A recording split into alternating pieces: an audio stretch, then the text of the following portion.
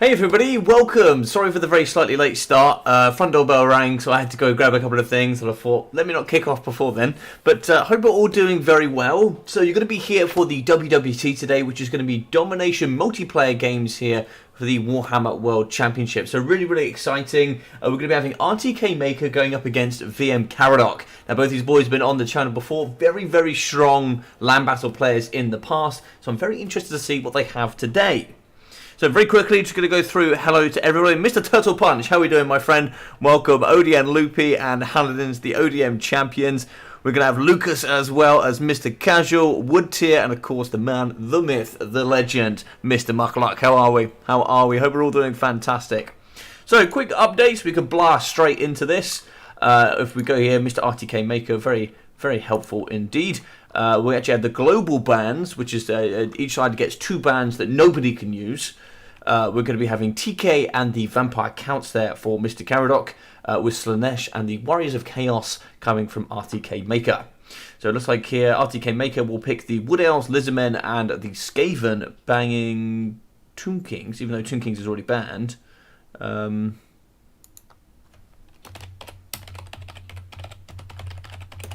TK already banned, my friend, I believe. Maybe there's something, because he's banned Tomb Kings. Okay, but he also banned Tomb Kings. Okay, and then obviously we're now going to be going with the Lizardmen versus Kislev, which is a very interesting matchup. So I have not seen Kislev on live stream in a very long time, very long time. So I'm excited to see how these boys are going to perform. So it looks like we're going to have double heavy war sleds. We are going to have some Zargard mixing in with the double stealthy, the double armored Cossars, and then the Cossar spears.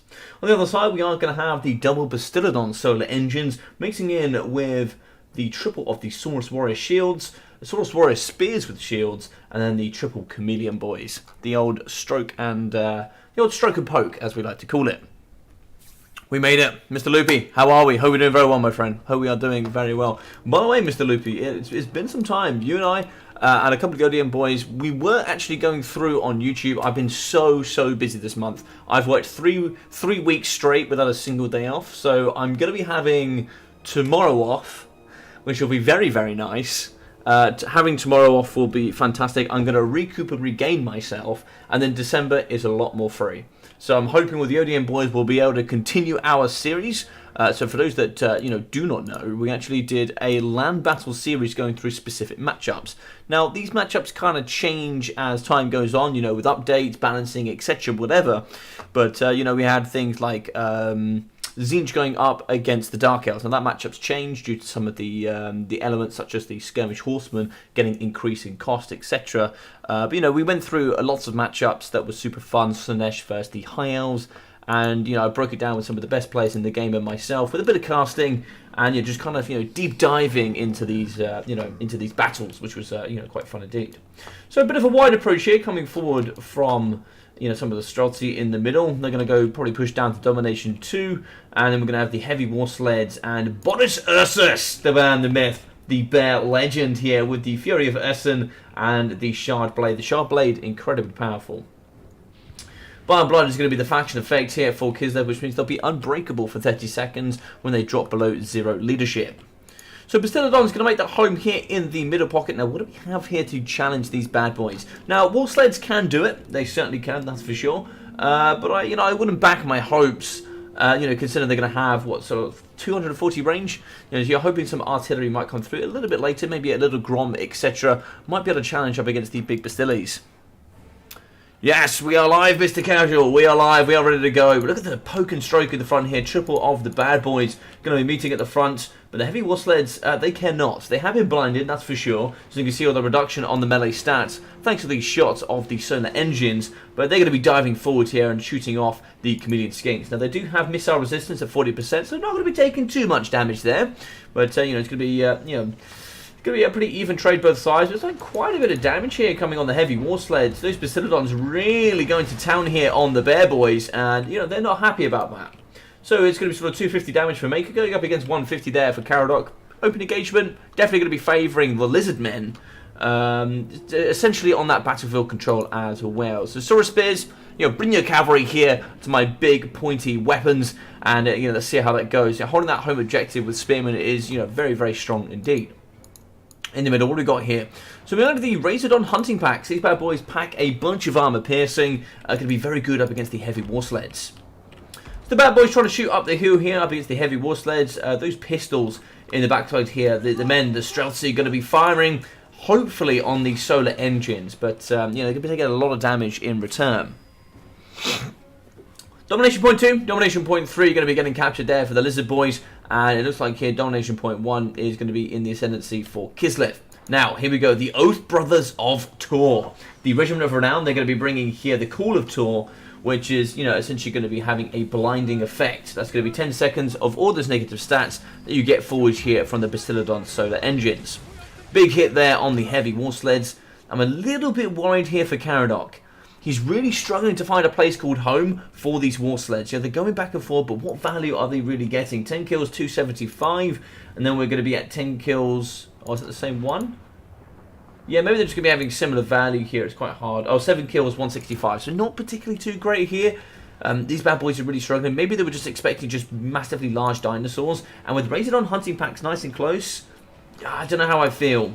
The lightly armoured Kossar Spears are going to be coming across. They're now going to be shooting up against the Razordon hunting packs. They are anti-large in melee combat, but not going to be having that on their missiles.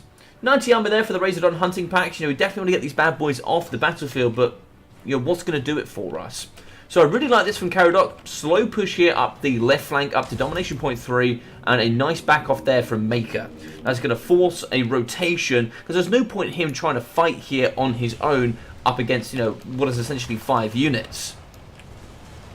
So a spell in the middle here. Where's the spellcaster? There's a Patriarch in the backside, and now we're going to be having a Frost Maiden Tempest. That's going to be some sort of spell here. It's going to be the Blizzard. So 100% armor piercing here in the pocket. Lots of damage up against the Razordon hunting packs. Lovely spell coming from Caradoc. And there is the armor piercing threat gone from the battlefield. Mr. Down Under Blunder, how are we doing, my friend? How is it down under for you? I hope you're doing really well today in, I think it's New Zealand. I'm going to say New Zealand. I'm going to stick with that. Back myself. So, in the middle, we are going to be having the Cold Spear Riders, anti-large armor-piercing cavalry with lots of armor and those bronze shields. They'll do very well up against the heavy war sleds, but there'll be nothing here on the Oath Brothers of Tor. They'll charge into combat, and here we go. We're going to have that bombardment effect of Tor raining down here on the cavalry with all of those debuffs. So, good damage and just overall really great advantage there for the Warbear Riders. They're going to be backed up by Boris, who's also going to be having some good debuffs, and the Shard Blade. The Fury Verson, giving that terror is quite nice up against the Dino Boys. In the middle, the Slan Mage Priest of Life, here with the Earthblood alongside the Dwellers Below. It's going to be very good at dealing with these cavalry units. So here for the Life Slan, he's also going to be having the Banishment. So 2 spells, doesn't cost any Winds of Magic with the Arcane Conduit and the Life Bloom. Patriarch in the middle, is he on foot? Yeah, he's going to be on foot. Fantastic stuff there with the Battle Hymn and then the Lullaby. Very, very good healing indeed. In the middle, we are also going to get a second Blizzard, which is going to be raining down very hard here on the Saurus Warriors. I like the slow approach here coming forward from Kislev, but the problem is it too slow? Only time will tell. So it looks like domination point 3 here in the hands of Kislev as we dive in with the Rippledactyl Riders, anti-infantry, as well as bucket loads of armor piercing, good charge bonuses, and brilliant mobility. Fighting here in the middle up against the armoured Kossars as we have the best of the infantry, Zargard, fighting up against the Saurus Warrior with the Spear and Shield. In the middle here, the Solar Engine has got himself some decent height, and he's now going to be firing up against the Kossar Spears. Maybe hopefully trying to get rid of that infantry so we don't fire amongst the Chameleon Skinks, but now the heavy war sleds are going to be cycle charging all over my little boys. No! Get out of there! Get out of there, my pretties! Get out of there! But no, they're going to be dying so goddamn quickly up against the War Bears. Very, very sad story indeed. So Boris, the anti-large armor-piercing sniper, fighting up against the Bastiladon solar engine. He's also going to be having Frostbite, and this bad boy is just so goddamn good. Things like Bastiladons that really don't have much speed to begin with really, really suffer. And so the Oath Brothers at all going to be using their ability, just kind of giving all the debuffs here up against the solar engine, and the Slan. The Slan's in trouble. I don't know where Maker is going to go here. 5.2k for Caradoc up against 4.3 there for Maker. So just like the Slann is going to be hightailing it out of there. And now we're going to have some Cold One Spear Riders coming to the battlefield. They're going to be charging forward, keeping off the Warbear Riders. How there are still 3 models here, I have no idea. But I'm, quite happy for them. But they're going to get charged down. The only problem here with the Cold One Spear Riders, rather slow. 66 speed is nothing really to be impressed about. We can see here the Warbear Riders also having 66 speed, but that charge bonus is going to allow them to catch up as they fight. But the very beaten up Oath Brothers of Tor now going to be fighting 110 weapon strength, going up against 48. And of course, if you get that ability going down, all those debuffs is going to be rather painful indeed. The Slann is going to be fighting not really the best melee combatant in the game. 320 weapon strength is not exactly huge, but still, he can help here and there. So it looks like we're going to be pinning in place with the Oath Brothers of Tor, and then we're going to get a Blizzard on the pocket. Really good slow push here, coming forward for Kislev, getting the triple cap, and being a bit of a nuisance in general. Cold One Spear Riders, wouldn't hate to see them take the Kislev location, but we have the rather fast skate cohort with 46 speed getting across the battlefield to do that for them. Nice downhill charge. It looks like we're going to try and fight maybe... No, we're going to get into the backside here of the Kossar Spears. And looks like we're going to have some Wing Lancers in the middle, helping fight here up against the Cold Spears. And that's going to be a nice Cold Spear sandwich. We're also going to be having the Life Slant, so a bit of healing here with an Earthblood Assume really would hit quite nicely. In the middle, oh, I love this. The Snow Leopard charging in the backside up against those Chameleon Skinks. The big, bad brute here going to be shredding apart all those Chameleon Skinks in the rear. Saurus Boar Shield is going to be making it to the front line. Very, very good tanky infantry. And it looks like the Razor on Hunting Pack is going to be making it here to the mid line. Now they can certainly fire up against the heavily armoured cavalry of the Winged Lancers, and they'll be taking them down rather quickly. Looks like they're going to have armor piercing in melee combat as well. So, and there we go, a break for the Winged Lancers as they're going to be chasing off some of those Chameleon Skinks. In the middle, the Saurus Warrior is going to be fighting amongst the Zargard. As for the Zargard, they have pretty decent armor piercing, considering they don't have great weapons. And the Saurus Warriors are just going to suffer. They have mass weapon strength, but they really struggle on AP. Ripodactyl Rider is going to be clearing out the Zargard with the help of the Skink cohort, as they do try and take back on the capture point 3, but incoming are the Streltsy. Streltsy just pack a bucket load of armor piercing and good armor piercing in melee combat, so probably not going to be too good here at the top for the Skinky boys. In the middle, what have we got here? I think that's going to be, yes, the Shard Blade going down from Boris, as he's going to be shredding through the Cold One Spear Riders and getting on to that Slann Mage Priest. In the middle, we are going to have the Razordons. I'm sure they're going to be firing up against Boris. They are indeed. And they're actually going to be pretty accurate as well. So getting that poison on top with the Skinks. And it looks like we're now going to try and force some movement here with the Saurus Warriors. Some desummoning coming in here, left, right, and center. And in the middle, it's going to be pretty strong ascendancy coming forward from Kislev. Snow Leopard charging up against some Saurus Warriors. The Frostmaiden Tempest, probably not too many Winds of Magic left here on the battlefield. And the very broken Heavy War Sleds going to be shooting up against the Cold One Spear Riders. The Patriarch in the middle is going to be getting pounced on. Bile Blood has been activated, and the Lullaby here going to be giving some healing. But it looks like the ammo is going to be running low on the Heavy War Sleds, and regular Kossar is going to be bolstering Domination Point 1. So, for the Lizardmen, how do we get back into this? We are going to have some Saurus Spears charging at the top, some very, very damaged ones as well, as the Ripodactyl Riders still going here in the backside, and they're going to be shredding through the Streltsy. So nice work there indeed. The Bad Boys 3000 health. I don't really know if it's going to help them here up against the Ripodactyl Riders, but it looks like the Skink cohorts are going to break. In the middle, more Skink cohorts just really trying to flood these domination points with as many numbers as possible, as it looks like we're going to get the Dervishes coming with that nice Vanguard deployment straight onto domination point 3. In the back, the Snow Leopard just going to bypass the Saurus Warriors. I think Maker there perhaps forgetting just a little bit there about those.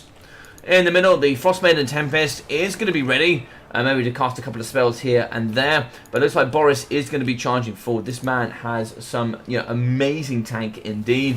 And looks like it is going to be an Earthblighter in the middle as he charges headlong into the Basiladon. I can't help but think that maybe charging after the Mage might actually be quite prudent there. But, perhaps just getting the ammo off the battlefield is going to be quite nice as well.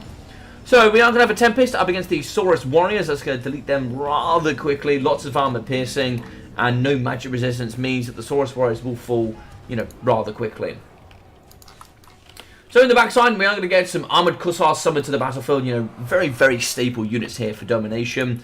Kossar's going to move to the front here with a very broken Patriarch. He's going to get desummoned, with also the heavy war sets falling rather quickly. The Bastiladon's going to blast into the backside here of the heavies, and, you know, I don't blame him. One going down is going to be 44 health. Oh my god, look at all those debuffs. The red is everywhere, but this one still stands strong. Common Spear Riders returning to the battlefield. Saurus Warrior is going to be going towards Domination Point 1, but I think that's all she wrote. Nothing left here on the battlefield really to do. Boris was just too much of a tank, and I don't know. The Slar Mage Priest, you know, certainly does offer quite a few good elements on the battlefield. The Winter Magic is, you know, one of the best here for the Lizardmen, but I can't help but think maybe a certain Slarn riding Zlak might have been better.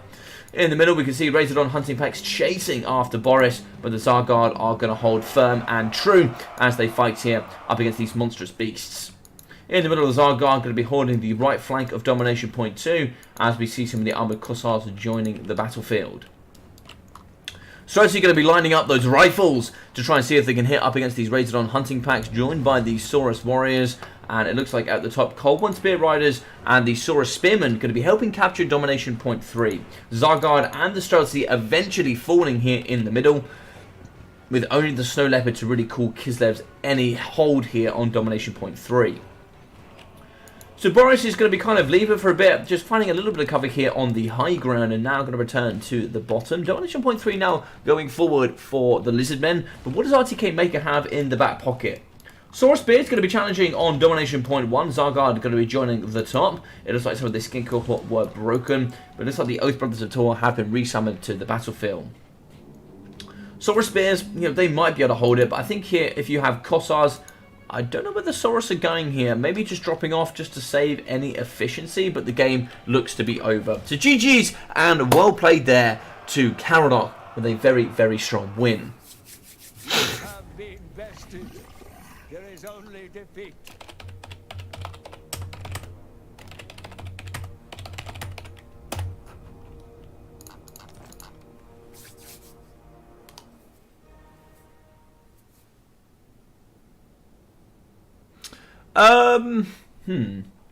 That's a very, very good question, Woodtier. Very, very good question. Sorry for not being able to be around like I was, focused on my health and recovery once I'm back to full from... Yeah, man, yeah, of course. Down on the run, please take your time. Take your time. Is it Kislev win? Amazing. Yes! How we doing? GG's indeed, GG's. Is it Kislev favourite? I would say so, yes. I would say so, yes. Something that the Lizardmen really pride themselves on is like their Saurus Warriors.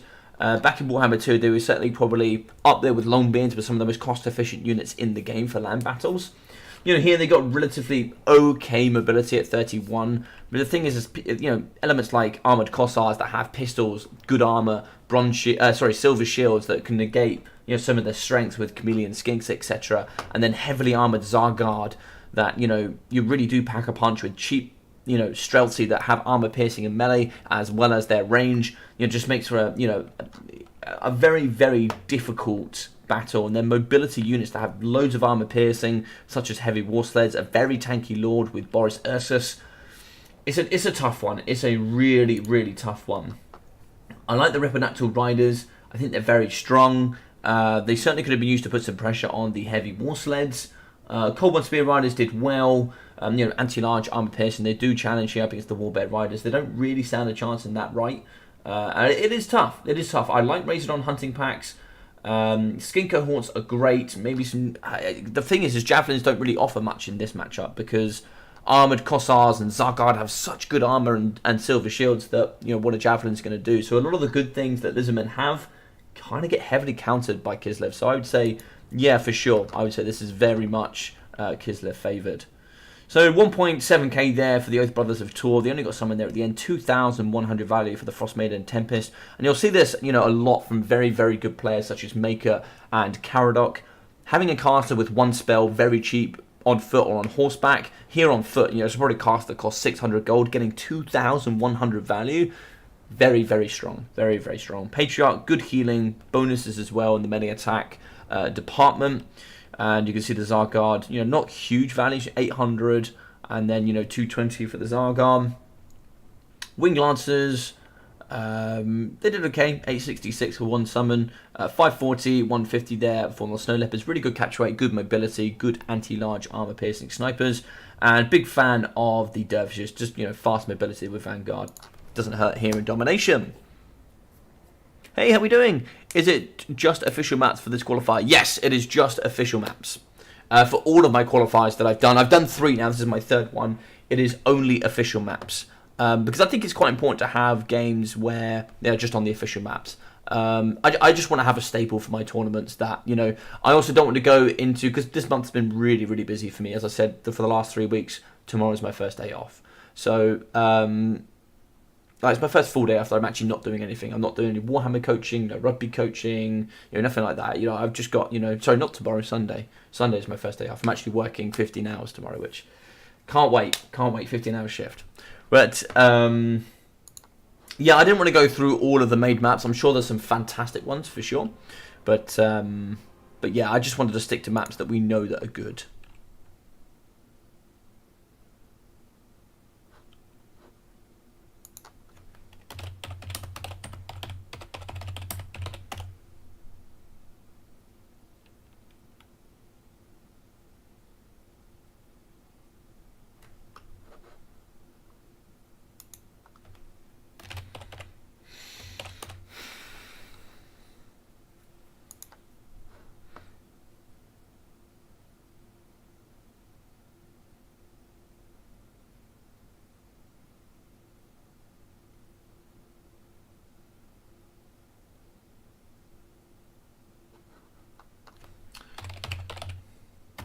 Sorry, I just got a couple of messages from the guys here just to double check that all things are going well.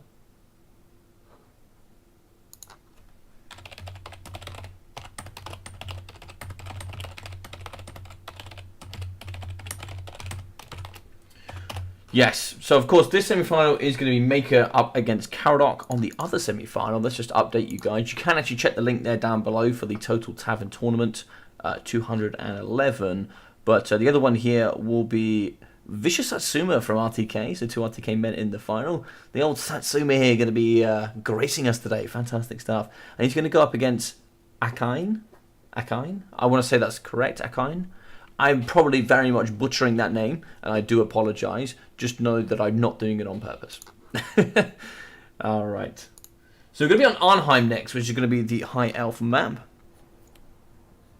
Hey Aaron, how you doing, my dude? Hope you're doing really well today. One of the things that shows a good tactician is the ability to make so-called bad or okay army and make it work and shine. No, exactly. You know, with the way that Warhammer works, sometimes you're going to have matchups that are certainly not in your favour. But, you know, what can you do to mitigate some of those disadvantages and create them into advantages? That's what makes this game so, you know, in-depth for sure. Is there anything the lizards can do in the build screen to make it easier matchup? I know cutting down on chameleon skinks helped me a bit, but it's not quite enough. What can they do? I really like Razordon hunting packs. I think they can be a strong counter towards a lot that Kislev bring. You know, Warbear Riders. I really like... I've just forgotten what they're called now. The shrines, you know, the cannons. I really like those. I think they're quite good at taking down. You can see actually they shot the Warstones up pretty nicely, but they didn't kill any, which you know, can be quite painful. And protecting them is tough. Your infantry really suffers in the matchup. You basically need to have a way that you can help your infantry, because your infantry just really loses to theirs. Your elite infantry with the Temple Guard. It's just anti-large and armor piercing. I don't know. I think it's a very, very tough matchup. I'd have to sit down, look over the rosters, and think about it. Maybe we can go after for a bit. And you know, certainly go through it a little bit if you'd like that, Mr. Woodtier. All right. So just get some inside info here.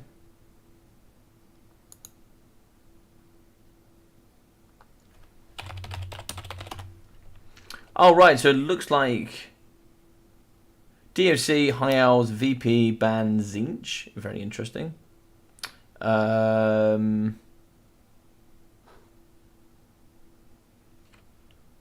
Looks like Maker's going to go Wood Elves, ban High Elves. So it's going to be VP or DOC. And it looks like it's going to be VP. Excellent. So it's going to be Vampire Pirates against the Wood Elves. Now, traditionally, this is pretty sucky for, on land battles, that is. Very sucky for the Vampire Coast. Dowie OP indeed, Mr. AA Ron. You know, my brother. You know. By the way, guys, if you are enjoying today, do feel free to smash that like button and subscribe if you haven't already. It really does help here on the channel. It really helps with the growth. I know that there's I haven't been doing much recently. I want you all to know that's simply because I just haven't had time this month. Not because I don't want to or something like that. Just because I really do not have the time. But we'll be back with more land battle videos, domination videos, matchup discussions with ODM, hopefully some tournaments here and there as well. So there'll be lots to come forward, that's for sure.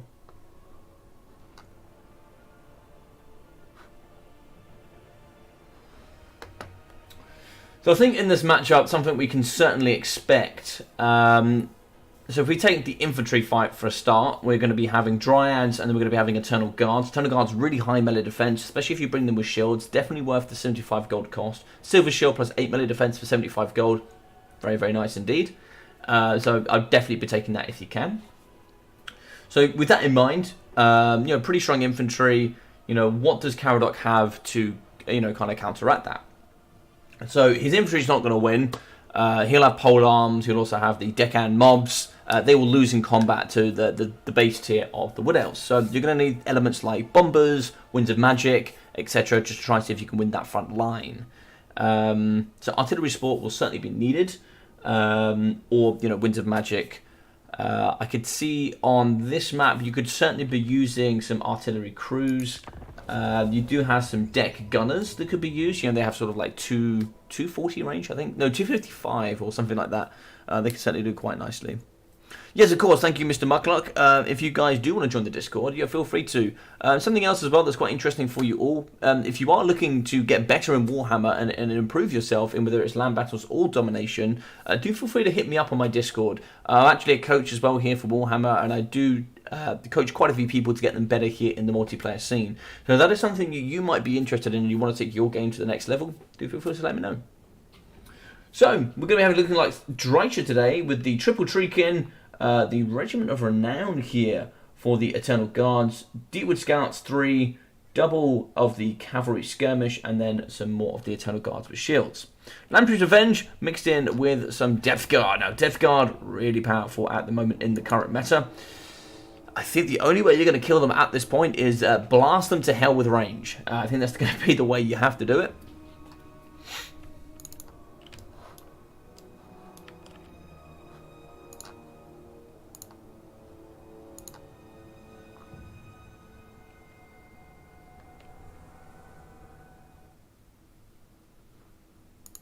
Right, we're back. Let's have a look over here. So, looks like we're going to run here with polearms. Quite like polearms, you can go obviously quite cab focused here as the Wood Elves. So having polearms, essentially looking after these domination points, very, very strong. In the middle, a unit of Depth Guard. We are going to get some zombie pirate deckhand mobs as well. You can see the stats here really not that strong. Mostly a meat shield. That's actually one of their pros. But 12,000 HP, but 17 melee attack, 15 melee defense, they just will lose. So on the artillery front, I think VP normally almost always play this very slowly. Mortars, so we're having 3 units of mortars, loads of polearms, 1 unit of Depth Guard, and it looks like we're going to have the Vampire Fleet Pistol. So the Admiral here, this ability here actually got debuffed. It was 240% plus power reserves of 0.3%. Of 0.3.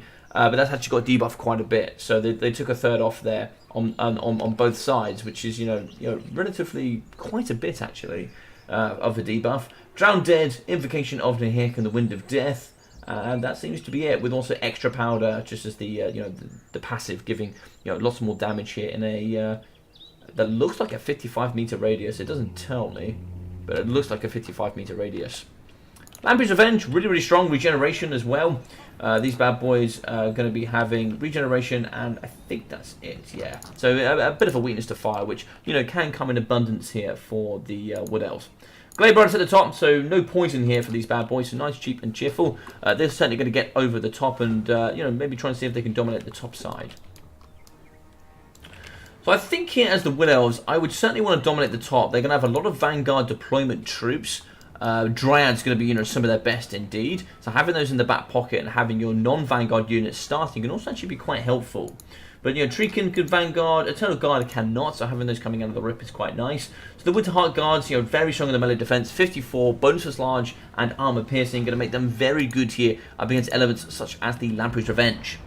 So shots coming in at the front, I wouldn't mind a bit of focus fire here on the Revenge. They're going to soak up a lot of damage here at the beginning. And now we can see mortars firing. So these mortars are going to be shooting up against the Glade Riders. The rest here are going to be targeting the Unbreakable Winterheart Guard. So nice stuff there.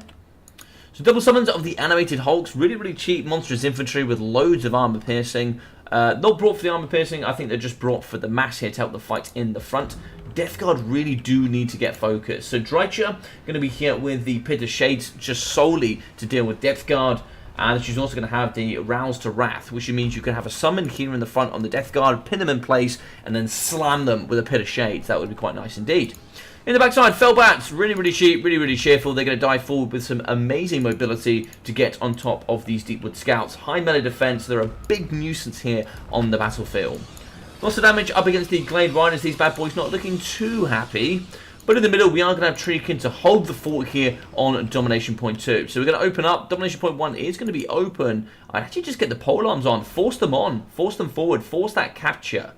And it looks like Caradoc is going to do that. A lot of people might just forget about that. You know, I think there's quite a few players that I have seen in this tournament where they kind of, you know, solely focus on the battle itself and forget actually they're playing domination.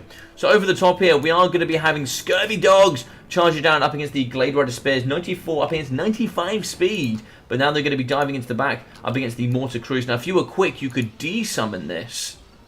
No, it looks like we're going to get caught in the backside. Some of the pirate gunnery mobs going to be firing amongst the Glade Riders, and the Scurvy Dogs should finish them off. Mortar Crew was taken off really smartly there by Caradoc, buying them more time, but it looks like the cavalry is going to be popping through. Going on to these mortars will be very good here for the Wood Elves. Fellbat's going to be fighting in the back up against the Deepwood Scouts. Glade Riders as well, also going to be getting caught as they're standing on top of each other, compromising quite a few units in total. War Dancers diving forward. These bad boys, I think, got a cost reduction. You can see all those bonuses in armor piercing, making them very strong here up against Depth Guard and the crew. So Drycha fighting in the middle here with the Malevolent Dryads, the summons, and they're going to be shredding through these polearms. So Domination Point 2 here, going to be in the favour of the Vampire Coast, and Domination Point 1 here for the Vampire Coast as well. Now one thing that I think is, a bit of a criminal act. I think Maker has kind of left Domination Point 3 over. With this Vanguard deployment, this should be his, and he had cavalry control here as well. I understand you want to try and win the fight, but you've also got to capture the domination points, and leaving this open is, I think, unfortunately, going to be a game-losing event for sure. In the middle, the polearms going to be fighting up against Eternal Guard. Eternal Guard will win. Zombie Pirates fighting up against Treekin, and the value is going to be in Caradoc's favour. So that's where also not capturing these domination points really can turn the tide in a battle. In the middle, Glade Riders going to move forward. So they're going to shoot here up against the zombies and try and see if they can take them down nice and quickly. Treekin should be able to batter through nice and quickly, but the zombie pirates will also, you know, give a good punch back. So you can see here, 1 kill at the moment, but 140 value, and that's just going to keep rising. In the back, Fellbat is going to be challenging up against the Glade Riders, as they're still going to be diving on those mortars. At the top, the VP do actually capture Domination Point 3, and we're not in the old school days anymore. There's no kind of combat mechanic or anything like that, so just points are points. And if you're behind, you're behind. In the middle of the Depth Guard here, going to be diving forward up against the Eternal Guards, and they'll shred through them rather quickly, and also healing in combat. Nice spell. As we do engage here with the Depth Guard, it forces them into the middle, and now they're going to be taking that damage. And of course, Pit of Shades, super strong. Overcast that, you'll be killing so many models of the Depth Guard. Look at that, so many models falling. Very strong indeed. Now they're going to be crumbling in the backside. Negative 19 leadership, And brilliant capture weight here of the Scurvy Dogs, going to be diving around the outside of the pocket, chasing after the Glade Riders. Now, of course, no poison means they will get caught eventually by these Scurvy Dogs. Felbats, Scurvies, and the rest of the crew here getting charged into the backside up against the Deepwood Scouts. The Glade Riders are going to try and dive forward to fight. Yeah, I mean, there's a blockade there that will, kind of help win the fight, but I am not too sure. With 4,500 up against 7.2k here for Caradoc. Treekin still going to be fighting. The polearms, 3 kills now, 230. It's not looking super strong here, I must say. So pistols getting summoned forward. It looks like the mortars getting pushed into position, and they're going to be firing into the backside up against the Deepwood Scouts. It's a really, really good cheap counter here. So polearm's going to be falling, which means the domination point 2 here will soon be going into the favour of Maker and the Wood Elves. But does he have a chance to get back into this? I'm not too sure. I'm not too sure. Anyways, these Hulks, they're going to get someone to come forward. They'll be a good challenger up against the Treekin. But the Glade Riders could make some good, quick, mincemeat of them if you're not careful. At the top, Scurvies here are going to be trying to, hang in between 2 and 3. But we are going to get a unit of the Starfire Shafts coming forward. War Dancers will be able to capture nice and quickly. I'd be very surprised to see there was not many Treekin in the pocket. Not Treekin, sorry, Dryads. So Treekin are kind of on the domination point. You want to get as many models on as possible. The more models you get, the quicker you're going to be capturing, that's for sure. Dryads needs to dive back to the middle here and try and see if you can help fight for domination point 2. Now, we are going to be slightly gently coming back here with Maker. 2,400 damage differential here. If we get some good trade efficiency, because now the VP is quite spread out, which means they're going to be, with their slow nature, they're going to be fighting a little bit more divided here. Could we get back in here with the Wood Elves? It's certainly possible, but we're 700 tickets in the advantage. It's looking difficult. So we've shot quite a bit here up against the polearms, and now the Starfire Shafts going to be shooting over the edge. Now, what are they going to go for here? Now, I think sadly, being right at the edge here, they're still probably going to be a little bit too far away to make any permanent impact. And actually here, it looks like the mortar is going to be firing over the top and damaging up against this range. War Dancers diving into the middle. And these lovely, lovely ladies going to be just shredding through the polearms here of these gentlemen. Love the animations here in the middle as they're going to be slowly capturing domination point 3. And looks like actually going to get some Scurvy Dogs and some of the Deck Dropper Bombers. Yeah, these bad boys certainly will be rather painful here for the naked ladies. In the middle, Pinochet is going to be capturing the Death Guard here of Caradoc. Another very expensive unit going down to 1 spell. Dry just really trying to hold in the Death Guard as much as possible, get all the damage you possibly can. And look at this, the Lamprey's Revenge still going, 154 kills, 1,800 value for a single summon. Very, very strong stuff. Never underestimate this very, very powerful unit.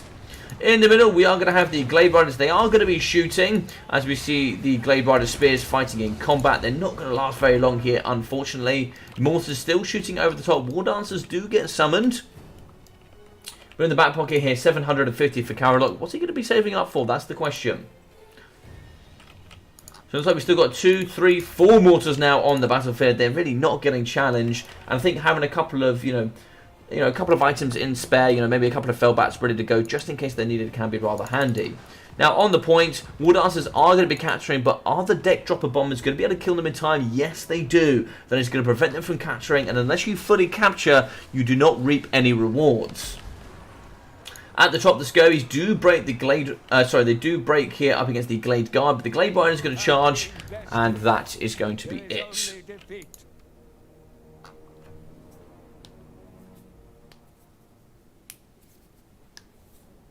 So GG's and well played here to Mr. Caradoc. A very, very strong performance. I didn't actually update the scoreboard, but that will be a 2-0 victory there for him. Now, let's have a look. Let's dive into some of the builds here. So we can see Drycha 1,300 value, very strong, killing a lot of the Death Guard. I think she's always a very strong pick here on domination. I never know how I feel about Treekin. I never really know how I truly feel about them. I'm sure if we sat here and we got Maker into the Discord and had a little chat with me here, I'm sure he would probably give me some really good insight as to where Treekin are, very valuable. I just think, there's a lot of cheap elements such as the Zombie Pirate Deckhand mobs with the polearms, And then, of course, the backside animated hulks that are pretty cheap. You can deal with them quite efficiently. 40 value there for the Winterheart Guards. You can see good value for the Deepwood Scouts, but inevitably they kind of suffered a little bit. 440, 670 for the Glade Riders, so I think getting in around their range. 117 for the Eternal Guard. War Dancers very good, but you can see there 180 and 102. I just think that there's a lot here. Like, for example, if you fight them up against the Zombie Pirate Deckhand mobs, they will carve through them rather quickly, but they'll take a lot of damage in return. The nice thing about the War Dancers, I think they do have that ability, which means you can switch AP into weapon strength, which allows them to, kind of carve through these cheap mobs nice and quickly. But yeah, I can't help but think maybe more Dryads might have been more efficient. It's really tough to know. Of course, I'm not playing. I'm only looking from an outside perspective. Of course, playing the match is very different. Glade Riders, very strong here in this matchup. You can see some of the best value from most of their units. Starfire shafts, etc., and just regular Glade Guard can actually shoot while firing forward, which is actually quite handy, which means as you're pressuring up to your opponent, you can keep firing. Deepwood Scouts, of course, you're kind of paying there for that range, but then also, the ability to have some 360 shooting. It's tough to know, really. It's tough to know if that's, what would have been more worth it here. War Dancer buff really didn't seem to fix their main issue, i.e. they're still made of paper. Yeah, well, that's the whole thing, right? And you've got to earn the right to get your War Dancers on the battlefield. You need to have battlefield control, and then you need to send them into the right location. I think having them cheap is really, really good. And they'll beat most of the mid-tier chaff from the Vampire Pirates. But you can see here, 600, 800, 1,000, and 500 for the Mortars. Very, very good values indeed. 1,950 for the Lamprey's Revenge, which only looks like one model fell. 255 there for the Death Guardian, Pitache's dealing with them. 900 from the Vampire Fleet Captain. Scovy's coming at 1,000, 600, 150, and 0 there. 300, 200. So, these two had some decent health. So, it's tough, really. Debt Dropper Bombers were brought out at the right time by Carolot to bomb down here on the War Dancers. Fellbats, always really strong. And, I'm a big fan of the Pirate Gunnery mobs. Big fan of them. War Dancer swap melee attack for melee defense. Spears get missile. Which is the one? There's one unit that can swap armor piercing for weapon strength. Can't remember what that unit is. Can't remember. Well, thank you very much, Mr. Caradot. We will be seeing you in the final. So let's go here and invite the gentleman to the next. So it's going to be at Vicious Satsuma. And then we're going to have AKKEINN. Akine? I want to say Akine. And I'm going to tell you now, I'm butchering that, and I do apologise.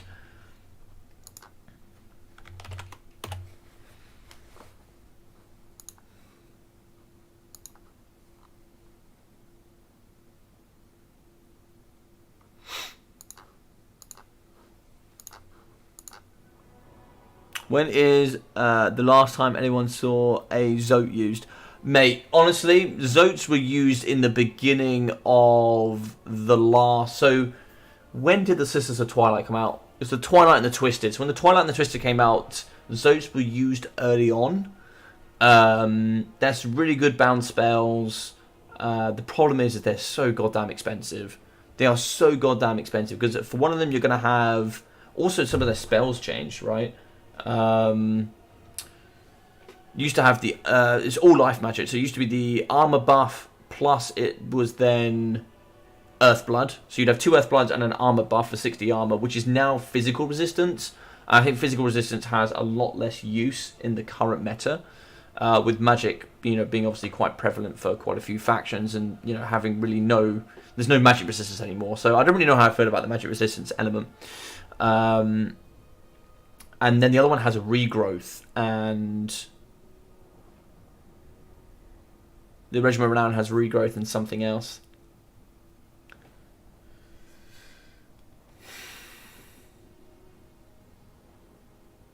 Awakening of the Woods, maybe? I can't remember. I can't remember. This is off the top of my head. But honestly, it's so long since I've seen them. I can't remember. I think the last time I ever saw them used was against the Beastmen. I think, in a land battle. I've never seen them in domination. It's a shame because, there are Blade Singers. That's the one spellbound. Blade Singers can do that. Yeah. Yeah, Blade Singers.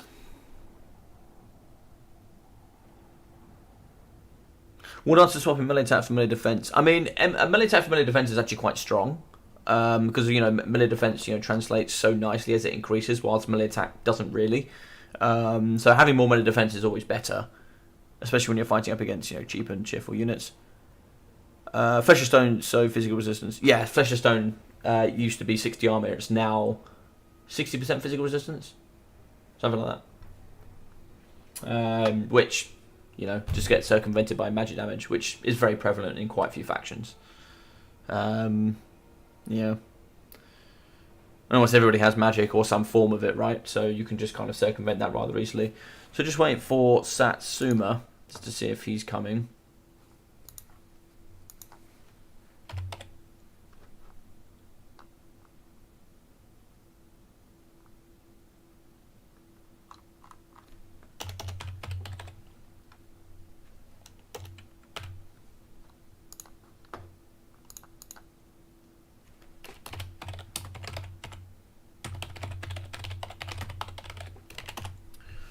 Just double check that Satsuma's doing okay.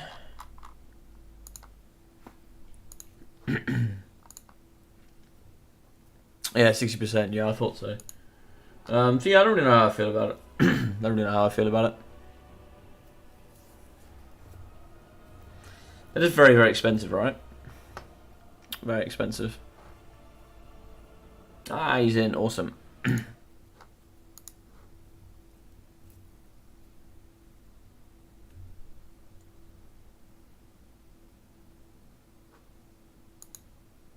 No problem.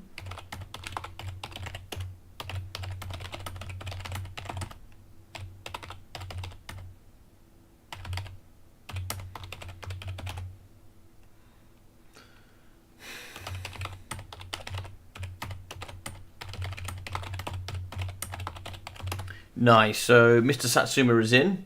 Hopefully he'll be able to drop us.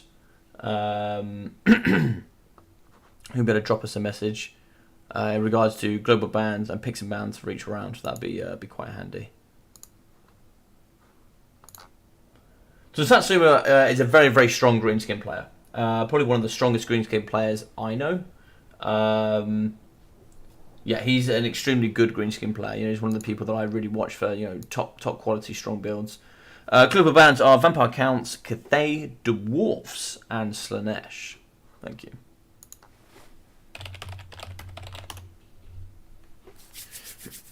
So VC, Cathay, Dwarfs, and Slanesh. Interesting Dwarfs in there.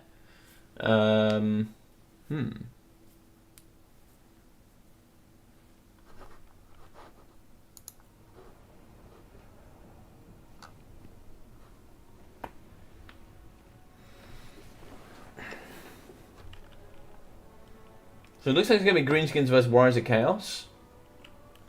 This used to be a very old school matchup in the last WWC actually for land battles. It was very traditionally Greenskin favoured. Greenskin was very powerful in the last WWC. Powerful enough that certainly put a lot of people off playing for sure. So he picked Warriors of Chaos, Dark Elves, and Norsca banned the Empire. So he picked Greenskins. Very nice. Very good stuff. Very, very good stuff.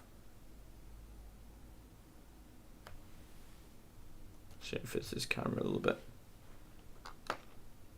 Alright, let's look at the builds. So, Wurzag is going to be selected. We're also going to have a Night Goblin Big Boss with 5 units of the Orc Boys, 3 Goblins, 3 Savage Orcs. It looks like it's going to be some of the Wolf Archers, Double Spider Archers, and What Has Happened. Brilliant, I have been booted.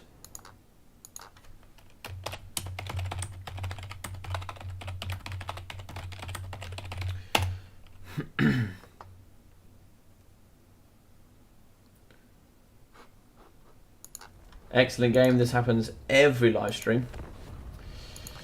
Sorry, ladies and gentlemen.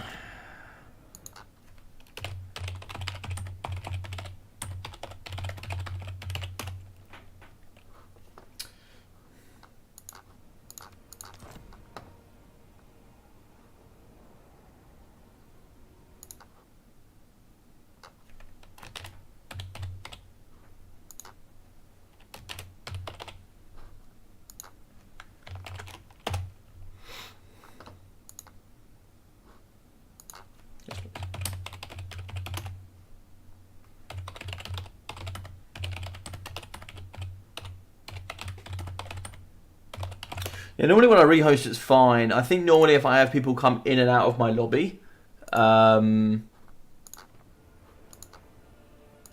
when I have people come in and out of my lobby, it messes it around a bit. Does it all the time. Right, let's update the scoreboard. So it's going to be...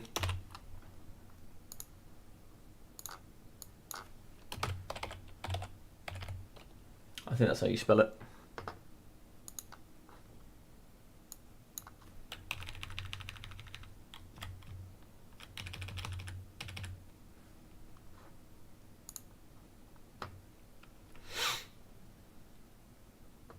And that's going to be against...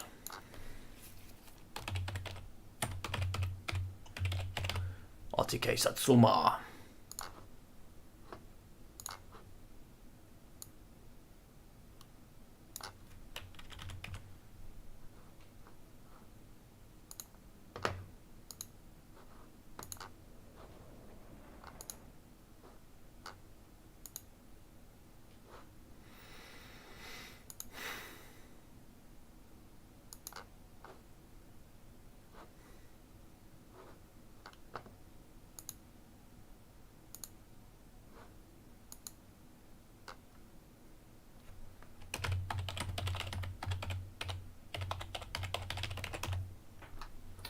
Ah, there we go, he's back.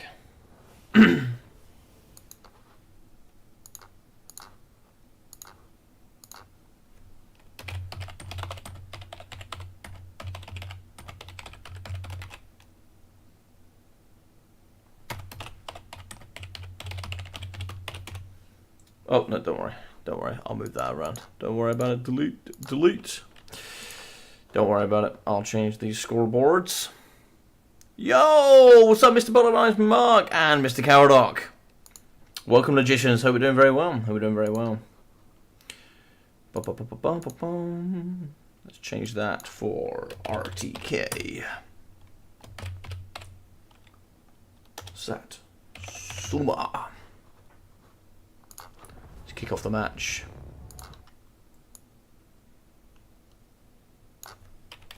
Mr. Cowdock, hope you're doing well, my friend. Congratulations on making the final. Always lovely to see you here as always.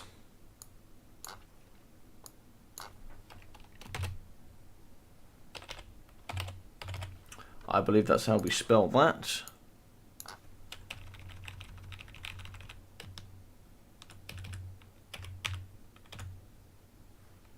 There we go, we're in. Ah, I didn't change the map. Excellent. I know.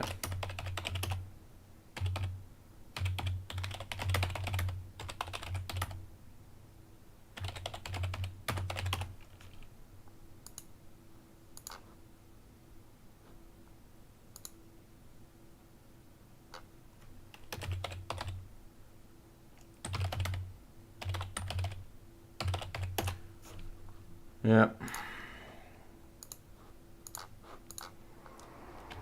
You have been bested. There is only defeat.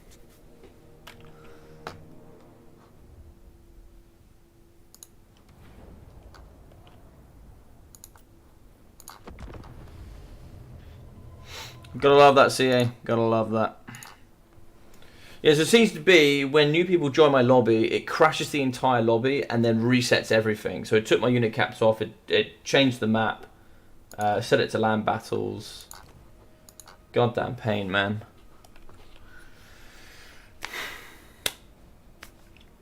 Well, I got action. Kiara would be enjoying the hell out of that. Yeah. So we got Big Bad Belagor. Yeah, I do like Belagor. I think he's super strong. I'm very interested to see how this is going to run. So Wolf Riders, Double Spider Riders, and then I believe these bad boys got 100 cheaper. Is it 100 cheaper? The big uns, the big un cavalry got cheaper. So for the Warriors of Chaos at the front here, Chaos Warriors, Marauders. Yeah, it's going to be Chaos Warriors and Marauders across the front. So the Slanesh Shrine, which, you know, kind of makes sense. It's still very powerful. The Whipper's Nest, the Phantasmagoria. We are going to have the Favourite of Ruinous Powers, and then the Giver of Torturous Glory. So yeah, it's just going to be lots and lots of damage there for the big boy. And it looks like he's going to be pushing that up the Domination Point 3 lane there. Right lane, Chaos Warriors, Halberds. They're just going to be defending Domination Point 1. Pretty strong there.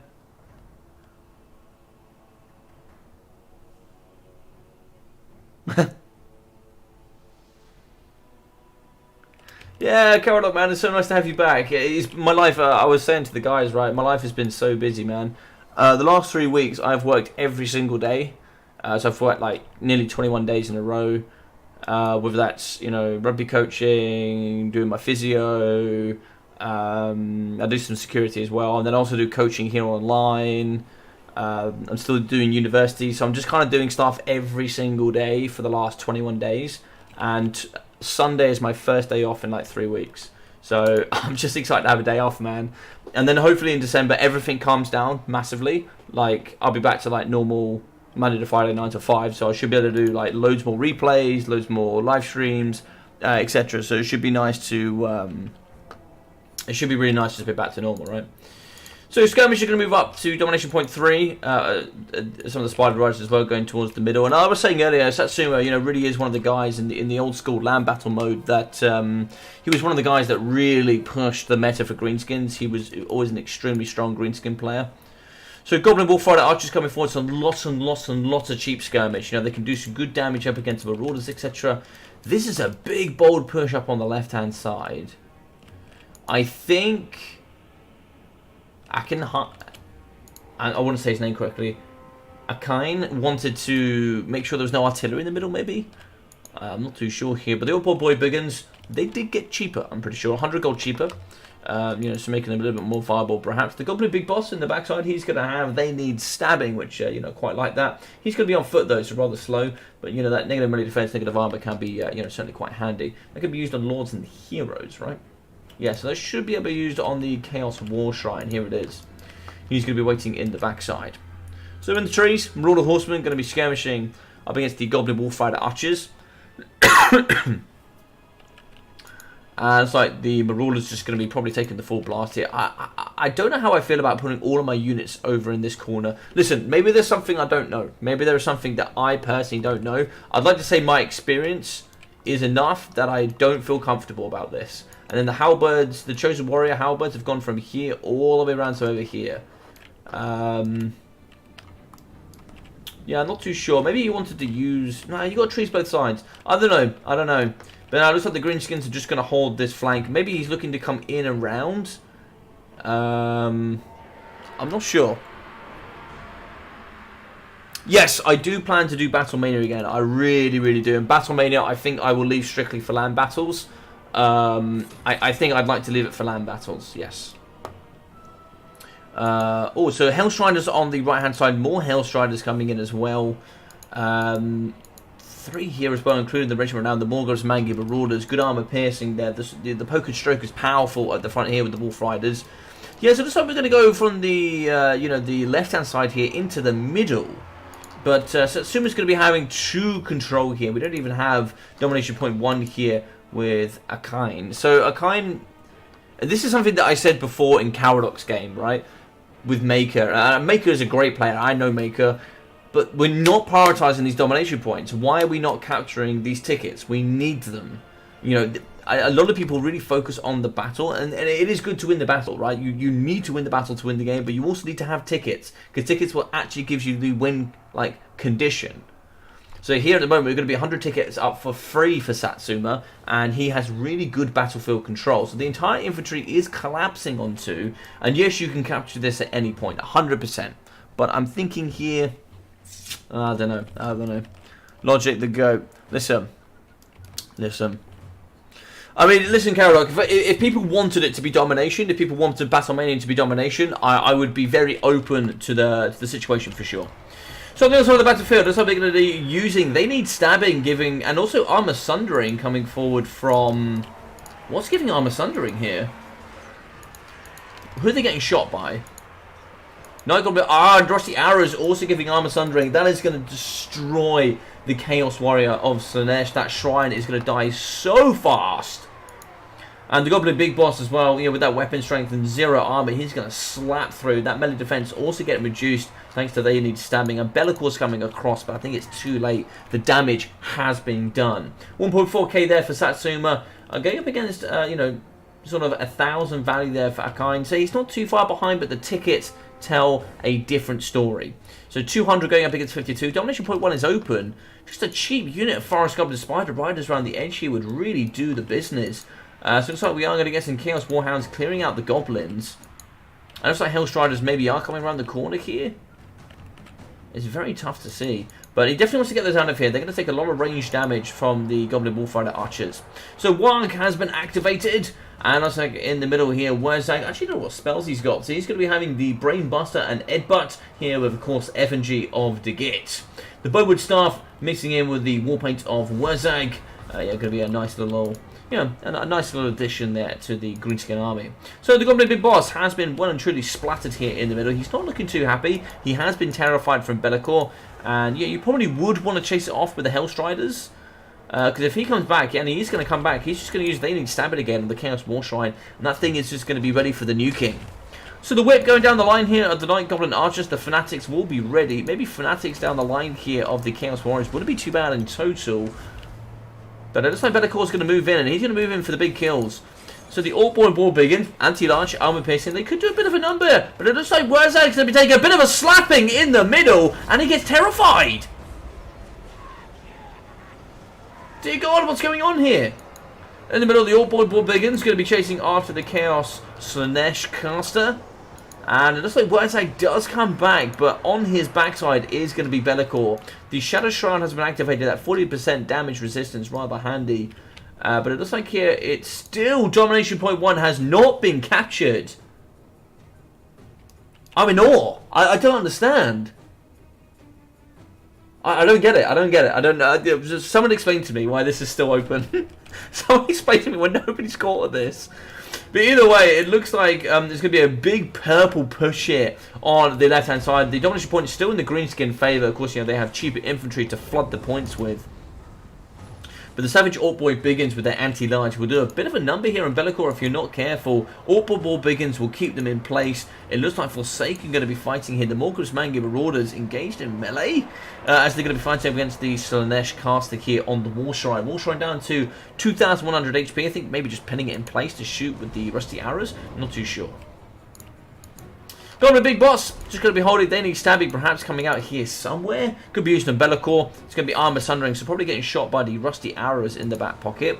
Where are they? So Rusty Arrows here, yep, they're going to be firing on Be'lakor, doing, all the good damage that they're known to do. Chaos Spawn fighting up against the Old Boys. Warg going down again. But the Greenskins still going to be having ascendancy on the left-hand side. So Greenskins do capture Domination Point 1, which is going to give them lots of tickets. We see the Hellstriders diving across, the Goblin Wolfrider Archers. Maybe this is a bit of bait here, not too sure, but we see great weapons coming across. Marauder Horsemen as well now going to be diving on Domination Point 1, with the Marauders are going to be capturing it. But it is going to force a lot of resources here to Domination 1, which means now we can start challenging in the middle. So we're going to be shooting here up against the Chaos Warriors. Of course, 100 armor, the Silver Shields means the Spider Riders probably not going to get too much value there from their range. They do break down some of the Orc Boys, and Domination Point 3 is looking like it could get compromised here. So value, 6.2k there for Satsuma up against 4.6 for Akain. So you're going to be 2,000 damage in the Ascendancy. Now what can you make of that? That is the question. Satsuma seems to be capitalizing on the free back point. Yeah. So he's getting onto this. He's done well, but now the tickets are going to be in the advantage of the Warriors of Chaos, and this value ascendancy here, 1.5k value, it really needs to be capitalized on a lot faster. So we can see the skirmishing here. It's a bit of a mistake for the Marauder Horsemen. They can now get shot by some of the Goblin Warfighter archers, and there's quite a few elements here in the backside. I'm not too sure what's going on here. I think they're actually finishing off the remainder of the Hellstriders here. Coming forward, Goblins. They're going to try and challenge here somewhere on the battlefield, I'm sure. Goblins are still in the back spawn here for some reason. They'll get butchered by Marauders. So I actually wouldn't mind seeing them coming up and round and forcing some rotation to Domination Point 1. But what do we have here? So Domination Point 3 is still being fought over. It looks like the Squig Herds are going to be fighting. Now, Squig Herds, anti-infantry, armor piercing. They can do pretty well indeed. They do have the capability to rampage. I don't know what this is. Squigs go wild. Okay. I mean, I agree. Why not? Why not? Squigs go wild. Go wild! Do your thing. I love it. I love everything about the little Squigs. So it looks like the Broken Tusk Mob are in the backside. The regiment renowned here. I think they have like 15 extra armor and pretty decent stats. They're going to be fighting on Domination Point 3. So they're going to hold Point 3. But what about the rest of the map? What are we going to be seeing here? So looks like there's going to be a bit of skirmish pressure on Domination Point 1. The only issue I see with skirmish pressure is the fact that it's going to take so long to get any benefit from it. Now, the value trade is great, but we're going to be getting lots of tickets here for the Warriors of Chaos. It's land battles slam. Is that not good for you, Caradoc? You're not happy about which one are you enjoying, by the way, Caradoc? You enjoying domination or the land battles? So the Hammer of Gork has been brought to the battlefield with that blinded effect. You see that quite a lot from artillery pieces, which will be debuffing the Warriors of Chaos with the great weapons. You can see they're down to 12 and 8, which is really not very strong. In the middle, the Savage Orcs will join, and they actually bring physical resistance, the Savage Orcs, which over the late game translates a little bit better there than armor itself. So Spider Rider's going to move away with the poison. Goblin Warfighter archers are at the top. They're just going to be firing amongst the Marauders. Shields nice and high, but of course, only 15 armor in total. They'll be certainly feeling that over time. Bit of divide and conquer wouldn't be too bad here in total. Now, of course, you're going to be taking lots of damage. In the late stage, you really will pay for it. And Satsuma has the time to get back into this game. But what he cannot do is give up too much battlefield control. He's won there on Domination Point 3. But he's going to be losing everywhere else on the battlefield. Bellicor has taken a shag ton of damage. He's going to be down to 5,200 HP. Spider Riders and the Broken Tusk Mob moving forward into the middle. Wazag is going to be close. Now here, we can certainly see some good Air of Effect spells. Marauders moving in. Hellstriders as well diving forward. As the Chaos Warriors diving after the Goblins. Now if they get in, 44 melee defense and 100 armor. It's not going to go too well. It's not going to go too well. Wazag is running away, and I don't blame him. I don't blame him. Broken Tusk Mob going to be nice and close, but how are they going to get utilised? Where are they going to find themselves up here at the end of the game? So Spider Rider Archers is going to be breaking up against the Marauders. Some more firing here up against these Marauders. I wouldn't mind seeing them actually going in a box. So you grab this unit, you sit on the edge of the box. You have this one sits on the other edge of the box. If the infantry pushes one direction, you shoot it and you maintain with the other. And then you just challenge domination point. Here you can keep firing, keep shooting, and keep doing the damage, but just more Marauders are going to get summoned. Chaos Warriors actually being brought forward is a rather smart play. Hammer Gork in the middle is going to be firing up against the Chaos Warrior. Great weapons, lots of damage up against the Hellstriders as well. But, how are you going to get onto these domination points? What's going to force that entry? Infantry is so needed here on the battlefield. Savage Orcs with that physical resistance diving forward. But do they have what it takes? So for the first time in the game, it looks like the Warriors of Chaos are going to take the lead. Bellicor is going to be fighting in the middle up against the Goblin Big Boss and the Savage Orcs. Now, what we really want to see with the Goblin Big Boss, they need stabbing, popping on top of Bellicor, reducing that armor and reducing that melee defense, and allowing the boys here to go to town on the big Chaos Lord. Broken Tusk Mob diving across. Hopefully they finish off a couple of elements here in the middle.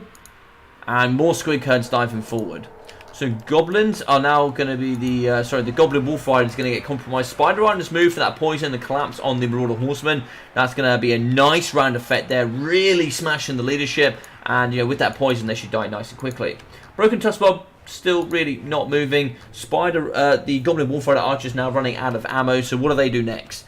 For me, they dive down here into the middle, they compromise the Marauder Horsemen, and force an opening here on Domination 2. So 9.5k for Satsuma, going up against 7,400 damage for a kind, but a kind is going to be 100 tickets in the advantage now, and you know he's 2,100 damage behind in the game. So really good effective trades here coming from the Greenskins, and of course domination now being I don't enjoy much playing this meta. Land over Dom in general, but Warhammer 3 both suffer right now. Yeah, Warhammer 3 does suffer a little bit. Yeah, I agree. The meta is what it is. There's always a meta in both, but I agree. I think the meta is a little bit more tedious from domination than it is land battles at this current moment. So we can see in the middle, Warriors of Chaos now going to be losing domination point 2. Squig Herds, really cheap and cheerful mobility to get across the battlefield, and then they're going to be diving and kind of chasing after the Marauder Horsemen. So a good, slow, calculated push here coming forward from Satsuma. He's a very cold and calculated man indeed. You know, he does very, very well here. Marauders chasing after the Savage Orc boys, and I think now he's probably just going to try and see if he can get an effective trade throughout. But you can see tickets coming into the ascendancy, but the Chaos Warriors now diving on domination point 3. Savage Orc Biggins, they will fall, but it's just how long it's going to take. There's maybe a couple of chevrons here coming from the Savage Orcs. These Savage Orcs, no chevrons, but they have bonuses. Oh, from the Bowwood Staff, yes. So bonuses coming forward, that'll be map wide there from Wurzag. His Bowwood Staff will be giving the melee attack and charge bonus across the battlefield. You know, rather handy if you have lots of nice cheap spells. In the middle, Orc Boys going to be breaking here up against the Great Weapons. We see the Morgul's Manga Marauders back on the battlefield. Lots of armor piercing, and these bad boys up to 1.4k already from 2 summons. Now, I'd love to see them spread and shot here up against the Forsaken. Lots of armor, no shields, and you'll be seeing top value coming from the Mangi Marauders. So Spider Rider's going to be nice and close. I really don't know why these just don't jump on domination point 1. That'd be just a free capture there for me. A lot of infantry just kind of standing still here for the Chaos. We see Chaos Warriors fighting still on domination point 3, but there's enough infantry to kind of hold it here. And nasty Skulkers coming to the battlefield. Of course, they have the Opportunist Murderer alongside the Smoke Bomb. Rather handy indeed with Vanguard and Stalk and bucketloads of armor piercing. Super cheap, I think, at 500 gold. In the middle of the shatter here for the Great Weapons, as we see the Orc Boys fighting up against Forsaken. They'll lose that rather quickly. And we see the Goblin Bullfighters getting desummoned in the middle. So Spider Riders were close to domination point. They are actually going to be capturing even with the Marauders on point. I probably would actually take this fight. You're probably going to win it there as the Spider Riders with poison. And then you're probably going to capture domination point 1. We can see here 11,800 going up against 9,300. Akain has, really tried well. I'm not really too sure about this domination point 3 push. Don't really know how I feel about that. But still nonetheless. And there we go, a little bit too late here, unfortunately. They could have taken the engagement, but now it looks like the Warhounds are going to be out and ready to play, and they probably just want to engage here. They're going to take a lot of unnecessary damage over the long term. Spider Runners with the poison should help them fight here. Melee stats, not brilliant. Warhounds certainly will do better. But I think that's going to be unfortunate. But domination point 1 is open. These two fighting. Probably want to get the Broken Tusk Mob out and round, and then getting on to domination point 1. This is really open for the taking. Anybody can have this at this moment, but it seems that nobody's going to be capitalizing on that. Bellicor's going to be super low. One of his weaknesses is the fact that he has really no armor, and he's a rather large target, so he can go down nice and quickly. The Goblin Big Boss is going to fight here up against the Marauder Horsemen. Goblins fighting up against the Marauder Horsemen at the top as well. And the Orc Boy Biggins going to be clearing out some of those Chaos Warriors. So at the top, we're going to be having some Orc Boys backed up by the Forest Spider Riders. Warg activated as they chase down up against the Marauder Horsemen. Calculated push now across the map, which is going to be pinning the Warriors of Chaos in the back here. As we now hit the 5 figures in damage for Chaos. All Boys going to be fighting up against the Chaos Warriors. Probably a pretty even fight there in total. We see the Broken Forsaken here in the middle with Squig Herds and Orc Boys here. Probably now going to be capturing domination point 1. Looks like we're going to be having a dating site here. Muckluck, I don't know if you are there to cancel that out, please. That'd be fantastic. But Bellicor, they need stabbing, is going to be in the middle. And now we're going to be collapsing with cavalry, etc. And that will be the end for Bellicor. Bellicor is going to be at 1,400 HP. Really low melee defense. He should get butchered in a matter of seconds. Bellicor, 1,200, 1,000, 940. Is he going to crumble? -9. He is crumbling. Lots of damage here. Is he going to get away with this? 700, 600, 500. Oh, super close here for Bellicor. He is probably going to be falling, and that'll be game blouses there, I would have thought. Domination point 1 going in the Greenskin favour. Marauders really going to try and hold back here up against the Orc Boys. But, you know, being, you know, sort of 2,200 points in the advantage on damage value, you know, probably would suggest why that we've run out of steam here with the Warriors of Chaos. Not today, Slanesh. Thank you very much, my dude. Thank you very much. So they're going to be breaking. The Greenskins will be taking. Will they? Will they? Yes, they will. Yes, they will. I thought they were about to push off here, but no, there's like they are going to be capturing. Moral Horsemen are going to make a nice last-ditch effort. It probably looks like this is quite available, but of course, yeah, these bad boys are going to be in stalk. Moral Horsemen probably get a couple of javelin throws going through here. Yeah, a nice bit of damage as they charge. They are going to get Smoke Bomb, which will slow down the Marauder Horsemen. But the Marauder Horsemen should get quite a nice surround here. And Norsca Skulkers really do not have very good leadership. But some in the backside of some Goblins, they'll kind of shore up the domination. 0.3. Savage Orcs in the middle. And the Hammer of Gork, what's the value here? 480. Not huge. Really not huge. Wolf Riders on domination 0.1 will be holding that quite nicely. Marauders diving across. Just like in the backside, Orc Boys going to be chasing down the Marauders. We'll summon the Warhounds, and a win there for the Greenskins. So Satsuma coming there with the Dubski. Very, very nice indeed. Maybe 15 seconds for all three to disappear.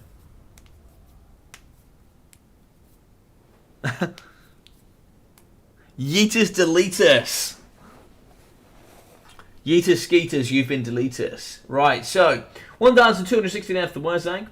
I didn't really see him do too much here in this matchup actually, but 680 there for the Goblin Big Boss. 330, 600, and 820 for the Orc Boys. Alongside 700 and 940. So 300, 300, 160 there for the Gobos. With 900, 500, 880 for the Savage Orcs. Savage Orcs, yeah, I really quite like them. 830 for the Goblin Wolfrider Archers. 570, 360, and 1,445 for the Orc Ball Biggins. So we didn't see the Swamp Things. You know, they bring terror. Interesting. I wanted the replication here for the Regiment of Renown rather than just having the regular Stone Trolls. So I'd be very interested to grab Satsuma's thoughts there. But 1,250 for the Broken Tusk Mole. 620 for the Savage Orc Biggins. 530 from the Hammer of Gork. And 880 from the Rusty Arrows. You know, very, very strong unit. 1,600 for the Night Goblin Archers, the Fanatics. With 780 for the Savage Orcs. Yeah, I quite like the little squig herds, you know. I think 300 gold a pop. You know, coming in at 700, 400. Looks like 590 for the Savage Orc Boys. 700, 500 Goblin Wolf Riders. 1,900 for the Morgus Manga Marauders. Probably one of the most cost-efficient skirmish cavalry in the game. 550 from the Nasty Skulkers. 1.7k for Bellicor. Yeah, a bit of an interesting one there. Chaos Sorcerer Slanesh kind of got dominated. 470 value there for that. 270 for the Halberds, 640 for the Marauders, 280 and 630. 700, 980 and 830 from the Chaos Warriors. Didn't see any Chariots today. 450 from the regular Chaos Spawn, 300 and then also 340 from the Marauders. 280 from the Great Weapon Chaos Warriors. I think Chaos Warriors are probably, with the Great Weapons, are maybe brought to deal with Black Orcs potentially. 1.5, 1.7 from the Hellstriders, and then nothing on the last unit. 1.1, 500, 600, 800 on the Marauder Horsemen, with 415 on the Chaos Warhounds, and 525 on the Forsaken.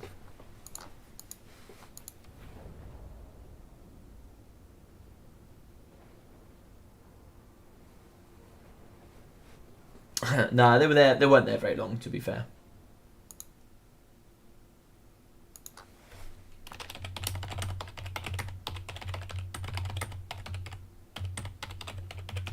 So let me know the picks and bans, please, and we're going to be on Arnheim for Game 2.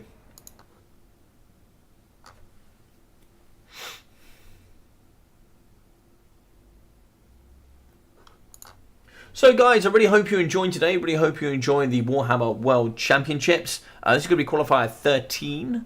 I don't know how many more qualifiers there are left. I thought there was 14 in total. Let me double check for you. Let me double check. Where is Mr. Moores?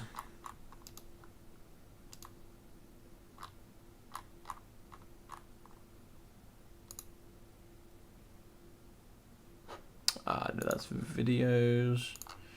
Ba-ba-ba-ba-bum.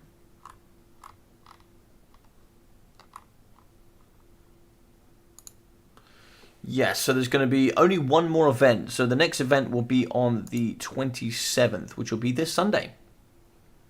That will start at 6 p.m. GMT. And you guys will be able to go partake there and then.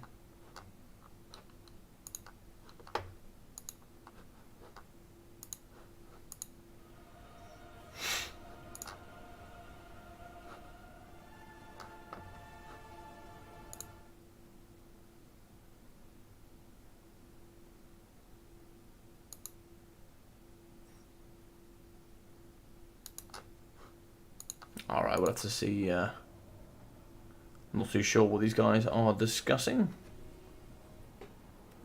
What is your guys' thoughts of the Warhammer World Championship so far? If you guys enjoyed it, let's throw up a little poll.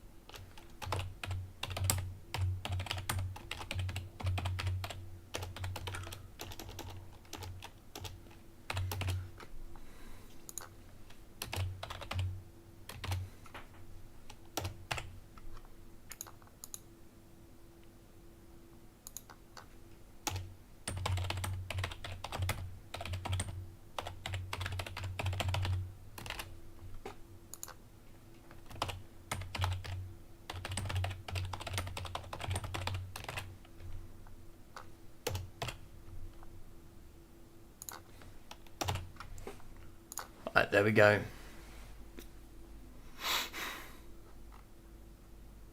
Yeah, so I appreciate what Mark's saying there. If you guys are enjoying today, of course, do feel free to smash that like button and subscribe. Yeah, it really does help. It really does help. Of course, the more interactions I get with likes, subscribes, etc., the more it kind of promotes the channel. And for those that know me, I was kind of doing videos every single day of the week. I'm looking to get to a point where I can be doing that again. That'd be quite nice for me. I picked Skaven, Tomb Kings, Dark Elves, banned the Tomb Kings. Very good.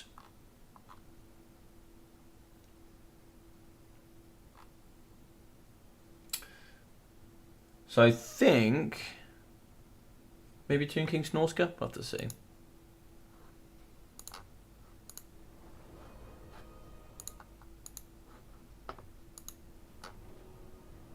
So here's a question for you guys. If you said it was good, but it could use improvement, what could it improve on? Do tell me. Do tell me.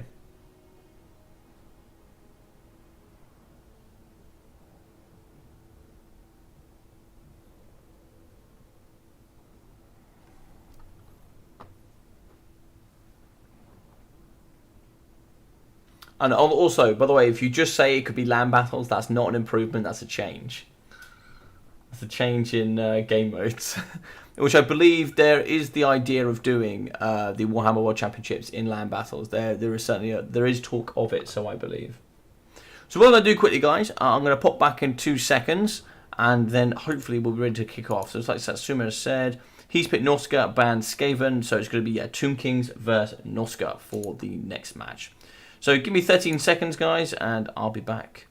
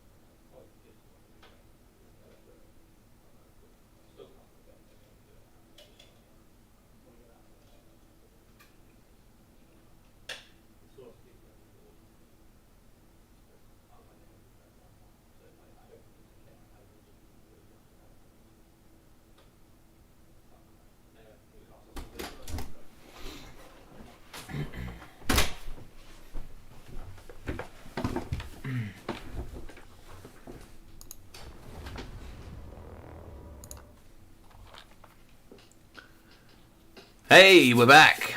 Let's get back on it.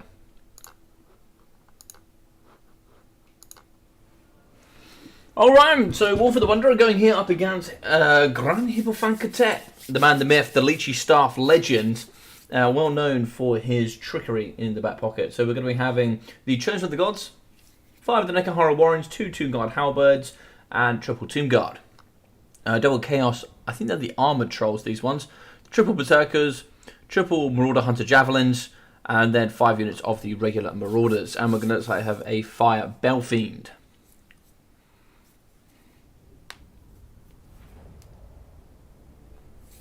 How are we doing? I missed a couple of bits and bombs.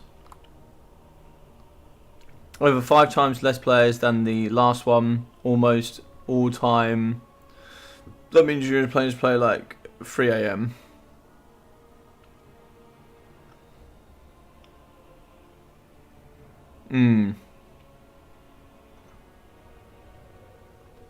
Yeah, I agree, Luffy. I think they should have, like, it was really nice when they added in Arnheim and they added in where else did they add in?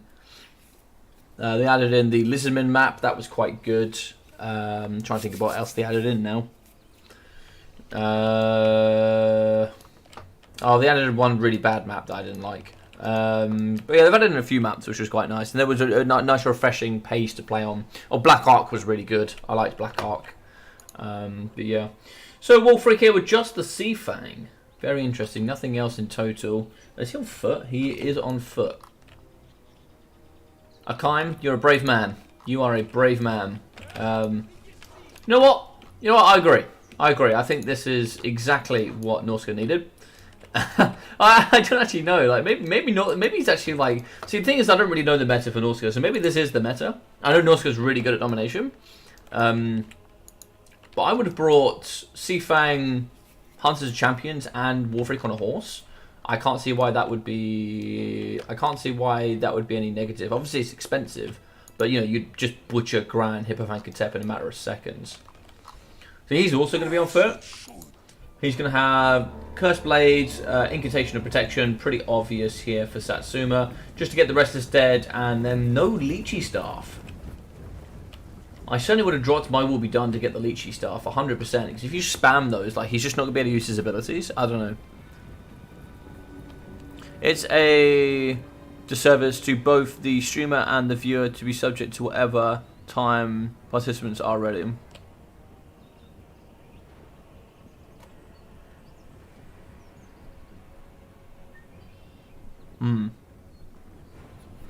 My only complaint, other than I wish it was land battles, is I wish CA would incorporate the map pack.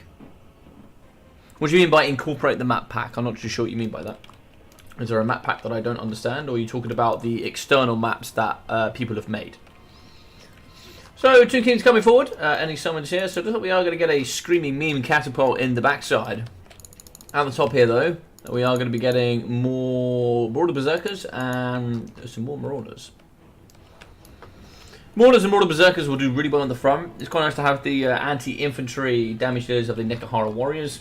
And of course, you know, quite a lot of healing here from the Realm of the Souls. So yeah, it should really help bolster the front line, challenging up against the really strong Marauders. Now, they don't have magic damage, which is where the Rage physical resistance, you know, leadership and melee attack comes in quite nicely.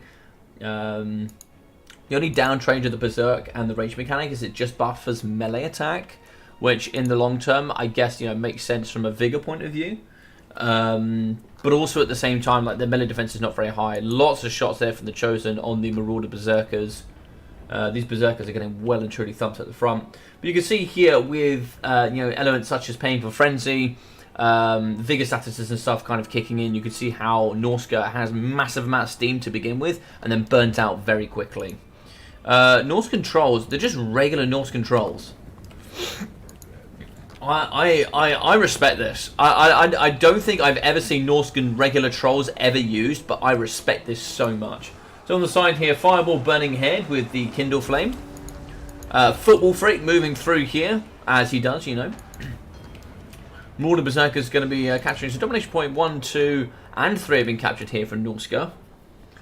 Are the Tomb Kings in trouble here? I don't know. The Eyes of the Desert have been summoned to the battlefield. They'll deal with the Marauder chariots nice and quickly. Anti-large halberds with good armor piercing should deal with these chariots nice and quickly if they're not looked after, and it looks like that's not going to be the case. Yeah, they really don't want to be fighting these bad boys in combat.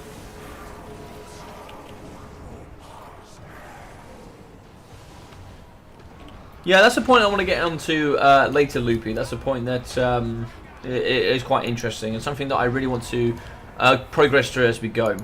So we can see here incantation of protection, given that 40% damage resistance, or should we say physical resistance, as they fight and break here up against the Marauder Javelins. Now the Javelins, Javelins will do pretty well here up against the Nekahara Warriors. I mean, 45 armor is not too much, but up against Tomb Guard Halberds or any other regulars with the silver shields, it could be a bit of a nightmare. So Tomb Guard moving forward. If they fight up against the Berserkers, they would die pretty quickly. Halberds in the middle, the Tomb Guard Halberds are going to dive in up against some of the Marauders, and it looks like there's going to be a lot of grip left here on the battlefield. Satsuma up to 2.5k. It's going to be a slow calculated push, but 250 tickets in the advantage for Norsca. If they just keep flooding units forward, as many as possible, I mean, Akain has 2,000 tickets in the back pocket. He's already 1,500 damage behind. He needs to start summoning in a lot of units. So we saw a bit of damage here up against the Tomb Guard. We saw that the Sea Fang came through. What is he going to be summoning here? So we have a summon unit of the Marauder Spearmen.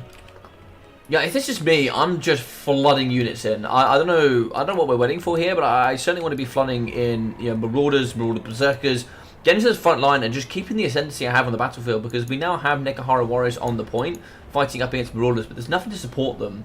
You're nearly 1,000 damage value behind, and we don't have anything coming forward. I understand there's a lot of micro to be had here, but we need to get more units going forward here. So shooting over the top, so we're going to be damaging up against the Javelins. Takeover is actually quite a nice effect there for that negative leadership. And that seems to be it so far. It looks like the Chariot's going to get pushed off here by the Skeleton Horsemen. Nekahara Warrior is really powerful. Where Eyes of the Desert going to be chasing off the Armoured Skinwalls. Armoured Skinwalls come back. I don't really think they want to scrap this, though. I really don't think they want to fight up against the Eyes of the Desert. That's not really somewhere they want to be. But they're going to regen in the back here. So you're going to be careful of that as well in the later stage. In the middle, Nekahara Warriors fighting and beating back Marauders. Spearmen now going to be diving into the middle. Marauder Horsemen are actually going to be on the domination point, and they will be capturing. I quite like this pressure. Burning Head in the back. Looks like it misses a lot of the Tomb Kings, catches a lot of his own units as well. So a bit of 50-50 damage there. That's actually going to help break the Trolls. Looks like the Eyes of the Desert and lots of the Spearmen are behind going to get caught here by this Burning Head. So nice little Burning Head in the end there. The Skeleton Spearmen certainly feeling the heat here in the backside. Norse Control is getting pushed off by the Spearmen. Skinwolves now going to be fighting in the backsides here up against the Regiment of Renowned Spearmen. So the King's Nikesh Scorpion Legion with the poison, which is really not good for the Skinwolves. Artillery pieces in the middle is going to be shooting here up against some of the Marauders. And it looks like the Tomb Guard Halberd is going to be fighting up against Wolfric. I hear it, but I don't see the Sea Fang. I think the Sea Fang must have gone through the Tomb Guard. Not too sure there. But the Belfiend is going to be nice and close. Certainly want to see him getting on the domination points. Tomb Kings are going to be in control. They're really flooding that point. And it's 650 tickets here. I mean, we're going to be, somewhere of upwards of about 2.5k value differential. And I'm a bit worried that we're not catching these points quick enough as the Tomb Kings. We have cheap Nekahara Warriors, we have Horsemen as well that can get onto these points and capture nice and quickly. At the top here, we're going to have Armoured Skinwalls. Looks like Skeleton Spearmen are going to be diving on, but what units do we have? We have some Marauders diving up to the top. Some Marauder Horsemen in the middle. They're going to be shooting up against the infantry in the middle here. We're going to be breaking down the Nekahara Warriors. Tomb Guard to move forward. Silver Shields will be rather handy. Burning Head going through here up against the Nekahara Warriors. Burning Head now going to catch a lot of the Skeleton Spearmen. Yeah, fair amount of damage there. Nothing really too much to write home about. Famir Belfiend, he brings the armor sundering here. Could actually be quite good up against the Tomb Guard. Actually, getting that armor sunder and then maybe some shoot and scoop with the Marauders actually wouldn't be too bad in total. Wolfred's going to be holding the fort at the front, but he really doesn't want to fight here up against the Eyes of the Desert. The Eyes of the Desert will butcher him in a, in a couple of seconds, actually. In the middle, Nekahara Horsemen going to be fighting off Skin Walls and Norsca Warhounds. Wouldn't mind seeing some of the Regiment of Renown Warhounds. The Beast of Tashnar, bring that missile resistance. They're really good up against the skirmish, and that anti-large is, rather powerful up against the lightly armoured warriors of the Nekahara Horsemen. So moving across is going to be some of the Skeleton Spearmen. Is this going to be enough, though? I'm really not too sure. Nekahara Horsemen are going to meet the claws and the fangs here of the armoured skin walls, as we see some of the Marauder Javelins coming across. Now, Javelins will butcher the Eyes of the Desert. They actually have the damage resistance, but Marauder Javelins, pretty good anti-large. So they're going to be anti-large of 15. So think about them as spearmen when they throw those big, juicy Javelins. In the middle, the Norsca Warhounds have been broken here just by sheer weight of numbers. Also, the summon of the Uwu Shopsy. At the top, we're going to be having Marauders breaking down up against these Skeleton Spearmen. Looks like we have some more Skeleton Warriors coming across. And the Regiment of Renown, the Kepra Guard. Domination Point 2 going to be going the way here of Norsca, by the looks. Norsca's going to be capturing quite quickly. I don't really think we have any quick response here on the front. Looks like the Marauder Spearmen going to be just trying to hold the best they can here up against these Skelly boys. Wouldn't mind seeing a Burning Head down the line here, catching as much of this as possible. But it looks like it's going to be 940 tickets going up against 200. So Domination Point 1 is now going to be going the way of the Tomb Kings. There we go. A lot of them falling back here. I think we definitely want to push on and get as much value as possible and just maybe get the Skeleton Horsemen to clear up the Skin Walls nice and quickly. Skin Walls still moving around the battlefield. Burning Head going through the Tomb Guard. Looks like they're going to catch quite a few units there.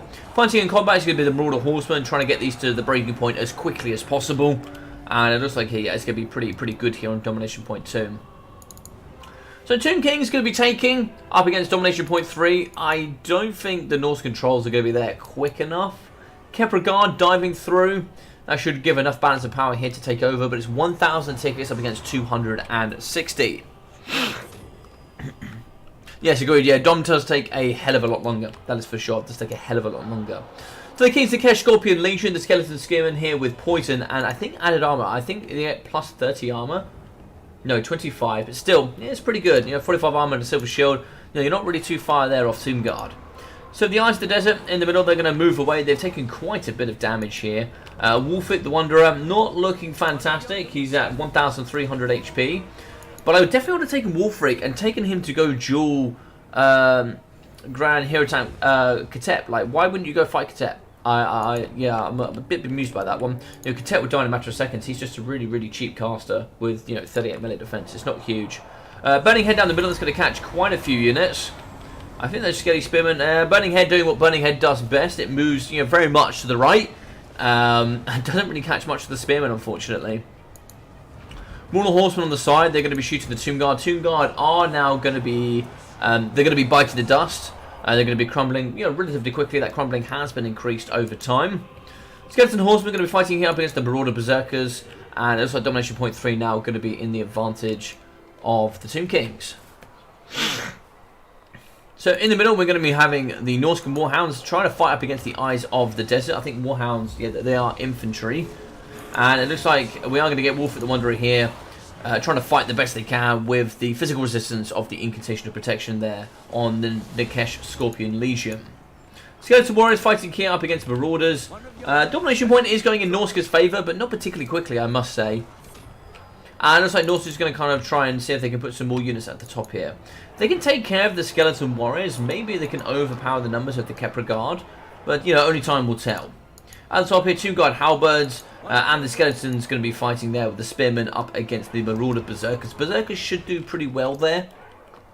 How many tickets? 990 there for a kind. If we've got 1,000 tickets, I need to be flooding them somewhere. So the middle's getting taken very quickly. Maybe even just spamming Norscan Warhounds to get some capture weight somewhere would be, very advantageous. But you can certainly do that on both sides. Now, of course, the Nekahara Horsemen or the regular Skeleton Horsemen, they will offer some capture weight, but not the same here as the Norscan Warhounds. So where are these bad boys going? They definitely want to get on. We have more Warhounds. We need to capture this Domination Point as quickly as possible. Having the Beast of Tashnar on the side is not helping anybody. I think here this is Norsca's game. This has always been Norsca's game, but at the moment they are losing the domination element of the map. So we can see in the backside, the Skeleton Horsemen, this is where you want to get the Beast of Tashnar around dealing with them. It looks like it's still going to be very much in the Tomb King favour. Tomb King's going to be holding on to the middle. Yeah, there's not much here. Grand Hero Camp Cafet in the middle. I'm trying to think here as Norsca, like, how do you play this? So, 700 tickets in the pocket. What are we looking to try and do here? So, Domination Point 1 is ours, if we use our units correctly. So, we've broken the Norscan Warhounds. Beasts of Tashnar are fighting up against Skeleton Spearmen. Skin Walls, break it down. Yeah, I don't know. I don't know if we've got enough. If we just keep flooding this point here, you can see more infantry coming as well. You're just going to support Domination 1. This is not enough here for Norsca. We are 3,500 damage behind the value, but, you know, ticket advantage. We should win this. We should win this. I mean, it is a triple cap, but we should win this as Norsca, I think. Mortar Berserker is going to be engaging the Nekahara Warriors. Or, sorry, the Nekahara Horsemen. Lord's Controls, you know, it's quite nice to have those on the capture point. Definitely want to see the Tomb Guard Halberds fighting here, if you can. It looks like we're going to be having... Oh, Katep's going to be going after the Famir Belfiend. Fireball. You know, that's some nice damage there up against the Halberds. Famir Belfiend's going to be fighting up against Katep. You know, we get to hopefully get a couple of good hits here on Katep. But I think Katep there is going to hold pretty true. At the top, it looks like we're trying to capture here as much as possible. Marauder Berserkers break. We actually are pretty close there with the Marauder Horsemen. A rear charge. There are Tomb Guard Halberds here is the problem.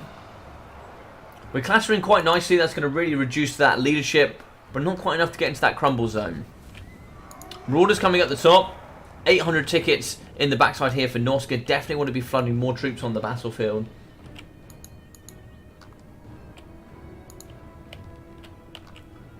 Nekahara Warrior is going to be helping bolster Domination Point 1. Yeah, I think this is it for Norsca. That's a shame.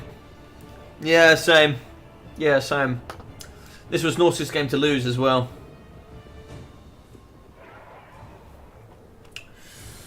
Yeah, that's a tough one. That's a tough one to take, I think.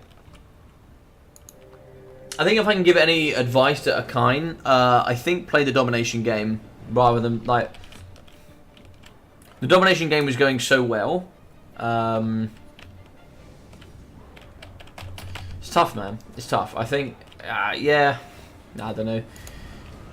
It's just, for me, it's just, you know, it's kind of a few small things. It's like, One of your units has been destroyed. Yeah, especially in this fight, we had a couple of units not moving, and we didn't have enough units on the domination point. We also have really quick access to good capture weight. Hey, Knighthood, how you doing? I don't like Dom, but great to see you, Logi. Yeah, I'll be back with some land battle stuff, bro, so don't you worry about that, big man. We'll be back. We'll be back. Battle Menu will be back soon, and that will be land battle, so don't worry about that. Don't worry about that. Shortbeard starts up again. I think we're going to start that up at the end of the month now. We just postponed it a little bit to get some more guys back in. But, yeah, we'll be having that at the end of the month for sure. So there'll be lots more land battle stuff to come. So in the back here, we are going to have the Kepler Guard. They'll butcher the Marauders pretty quickly. Also with that regen, you know, it's also quite nice. Tomb Guard are going to be trying to chase up against the Marauder Horsemen, but at this point, you need to have a capture point. You have to fight something somewhere. So these bad boys are getting onto the point. It should help capture, but you know, there's just going to be so much access for cheap infantry. Like, you need to keep something back somewhere. So Domination Point 2 is going to be held. There's like 4 or 5 infantry units there. Domination Point 1... Surprisingly, the Nikesh Scorpion Legion is falling apart. Wolfric falls. I don't know how Katep has stayed alive this long. I'm going to be honest with you. I don't know how Katep is still alive. If it was me, it would have been a literal Leroy Jenkins from Wolfric to just headline straight towards Katep. But yet again, you know, I appreciate all kinds of people playing in the tournament. You know, I think Akine put on the best performance that they possibly could. And I think it's just a shame, you know. I think he really had that in the pocket. I think he really did. 1,800 there for the Chosen of the Gods. Yeah, really, really good value. I think that's something you definitely got to be careful of, starting with Marauder Berserkers. I think here you probably just go a bit wider. Good value there from the Norsca controls, but of course double summons. 1.7k from the Fair Belfiend. 1.6 for Wulfric. I think Wulfric on horseback, I mean, maybe he just gets absolutely blasted by Ushopti Greatbows, but I still think you need to take his ability and you just go snipe Katep. Just snipe Katep, you lose all magic, and if you want to bring him back, he's going to be super expensive. Otherwise, he's just going to be giving passive heals all game. Armored Skin Wolves. I don't actually mind just regular Skin Wolves in this matchup, I think. I mean, Armored Skin Wolves do better against regular, Skeleton Spearmen, but I just don't think they're there to deal with Skeleton Spearmen. Anything else that they would normally be fighting is going to be having armor piercing. Any sort of monstrous, any sort of monsters. If you bring Scorpions or you bring, as Satsuma did here, if you're going to be bringing the Eyes of the Desert, the armor on the Skin Wolves is not really going to help. Manticore would have been quite nice, but the Mobile Terror is going to do nothing against the Tomb Kings. Chariots died rather quickly. 1,500, 200 for the Broader Horseman. I think to fight in combat, I wouldn't mind seeing these Armored Skin Wolves go to regular Skin Wolves and seeing maybe 4 units of the Marauder Horse Masters. Marauder Horse Masters would have been really nice with the Rage mechanic. They can certainly challenge up against like Nekahara Horsemen. They can certainly uptrade there quite nicely. Also, maybe a few more Marauder Spearmen just to hold some domination points in case cavalry does move in, which happened quite a bit. Certainly could have seen that. I really like the Marauder Javelin pick. I think Javelins are fantastic. And I think they'll do well against most things in the Tomb King roster. 640 for the Screaming Catapults. Not really too much to write about. You can see lots of value there for the Skeleton Spearmen. I mean, 650, 620, and 560. It's quite a lot there. I mean, 760 from the Skeleton Spearmen. I don't know where they're kind of getting these kind of values from. Yeah, quite a lot of value there for the boys. 460 for the Tomb Guard Halberds. More Skeleton Spearmen, 340. Tomb Guard didn't do too much. 1.1k there for the Capra Guards. 1.5 for the Nekahara Horsemen. They're really powerful. 1,000 as well. 1,900 from the Skeleton Horsemen. 1.1 for the Eyes of the Desert. And yeah, probably not too much. 1,000, 1.4, 250, 680, 400. And of course, you can bolster these, big damage dealers with Katep quite nicely. 1,000, 860, 600 there, 400, 700 for the Tomb Guard. So Satsuma is going to go through to the final here. So thank you very much to Akine. Really appreciate having you on, dude. So let's get the big man in.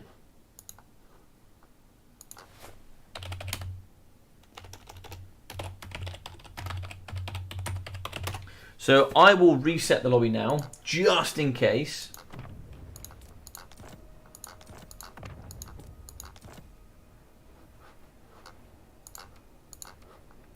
That's going to go there, please. And let's find Mr. Caradoc.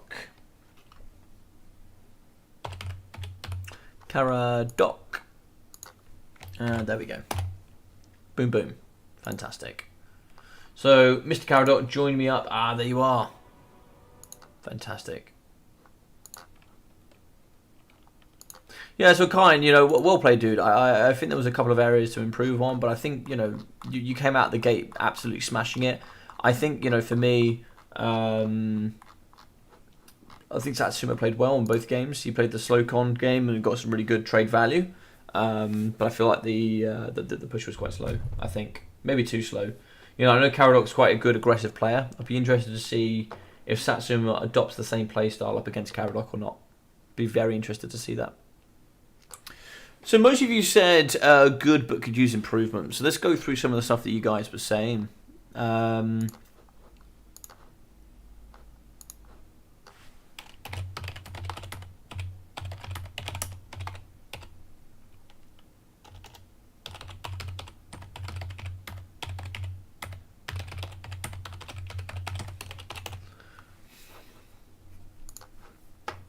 So you guys were saying some things. Yeah, so there was one thing that talked about time, right? And I certainly agree with time. When I first did when I did the first tournament, the very first one here for the WWC, most games can be anywhere from, if it's 2 games, it could be like 60 minutes, anywhere up to an hour and a half. So like we've done 2 best of 3s that went 2 games each, and we're at 2 hours now. So games are like between 60 minutes and 90 minutes, and they're really, really long. And that's just like and we had I think we had nearly had 128 players for our first one, but we just about over 65, something like that. So that ends up being 6 rounds, and it would have been 7 rounds if it was over 128. So and you got times that could be anywhere from. Oh yeah, sorry man. Yeah, sorry, Caradoc. Yeah, every time I reset the lobby, it does some bullshit, man.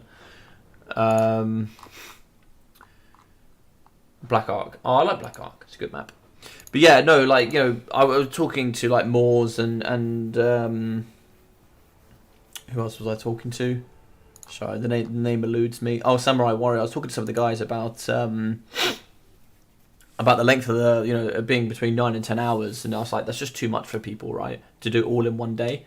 Something I really liked about the old WWC is that we had a week or two in our pools of 10 people. You'd normally have like 2 world big hitters. Like, you might have a Satsuma or a Caradoc as a big hitter in one group. And then you'd have, other people as well. You had like 500 to 1,000 people joined the last one, and it gave you a week to play your games. You didn't have to play them all in one go. And any games you didn't play, you didn't get those points, right? Which I think is, the right way to do it. Yeah, it's a tough one, man. It's a tough one. I think that, I like domination. It makes it really easy on a rules point. Like, for a tournament, I don't have to worry about anything because it's really tough to break the rules.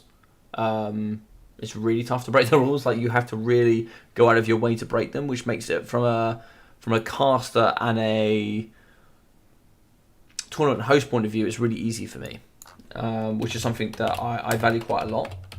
Like, for example, today, I was able to be the host of the tournament with, really good help from Hanadins, and we were able just to sit back and just watch it unfold and just make sure that everyone's doing okay. I didn't have to worry from rules. I could do like work in the background, that kind of thing. So I guess that's the benefit of that, right?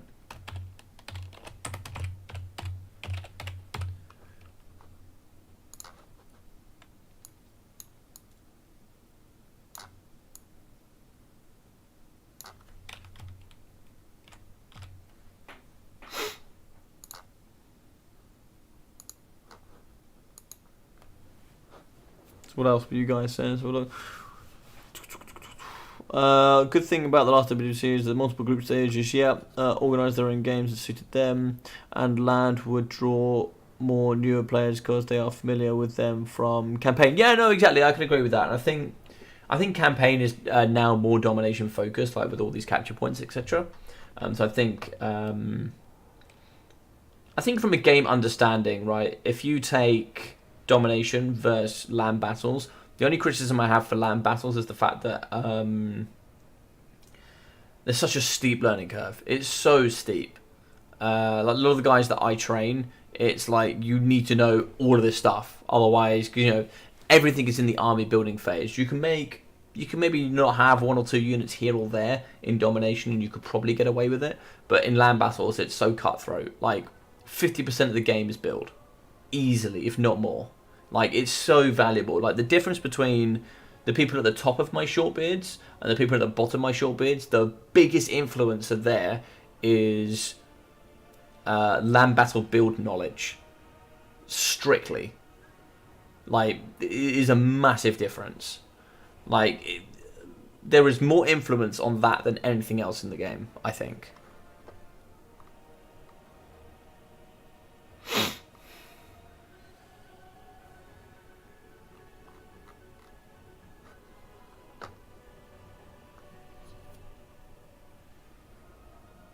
Agreed. It's about the only thing that Dom, but unfortunately the thing that casters like the most. Yeah, so I if I had to put a split for myself, I would say 70% land battles, 30% domination for me. I am more interested in land battles than I am domination, which I'm quite surprised about. I think when domination came out, I was very pro domination. I was probably the opposite way round. there's just lots I like about land battles, right? There's lots about me about you bring a army, you formulate that army, a strategy, how you want to play it. There's nothing else coming into it, and just two armies go up against each other. It also might just be some familiarity, maybe. I'm not too sure. But the nice thing about domination, it is simple for content creators. It's really simple. It's really easy. There's a lot in domination that is missing that I'm not a fan of that could make it so much better spectator sport. So, for example, capture weight, make that visible, put numbers on it. What does it mean? This person has 1,000 capture weight, this person has 800. Well, we can see why this person with 1,000 is capturing it by this much, and we can quantify that. And you can have that for all three all the time. Damage values, even in replays, add them in. Names. There's just so many things you could do. There are so many things you can do. Also, like adding value of units on the battlefield still left. So, for example, Karadok's done 10,000 damage. Satsuma's done 8,000 damage. Satsuma has 8,000 value on the field, but, Karadok has 12,000. Whatever. You're having all these little extra bits and bobs that, that could be in the game would be really, really awesome. And yeah, in replays, no names. Also things like scuffed values on like Tzeentch. If you fight against Tzeentch, there's scuffed values. You don't see how much shield damage you've done. There's other bits as well for me. There's like, for example, if you have summoned units, what value do the summoned units bring to the battlefield? If you brought Manticore on, what did it do? What value did it get? How many kills did it do? What was its impact? These are things that I think CA could bring in that would really bolster the community for casting, would give you a lot more to talk about. And yeah, I think there's so much that CA could do to bolster the multiplayer scene. But it's how they're going to implement that, And that sort of thing takes time. You don't want to implement something, cause a bug here, cause a bug there, ruin the general overall experience. But yeah, there's nothing you can do.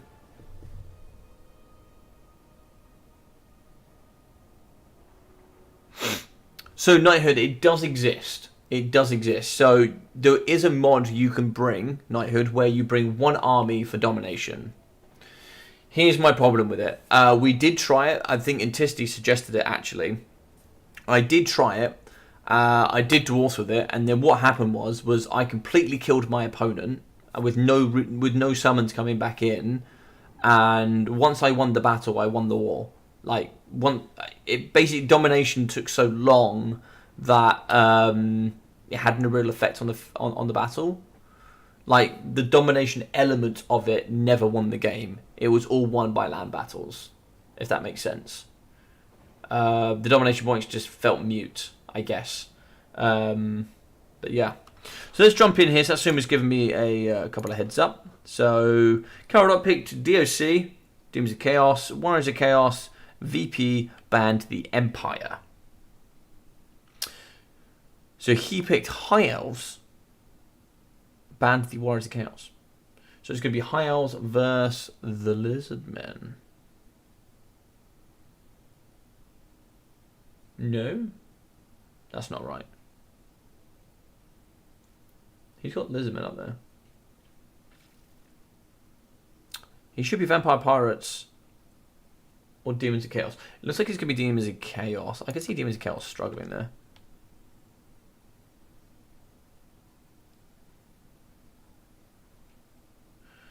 Do we play lands?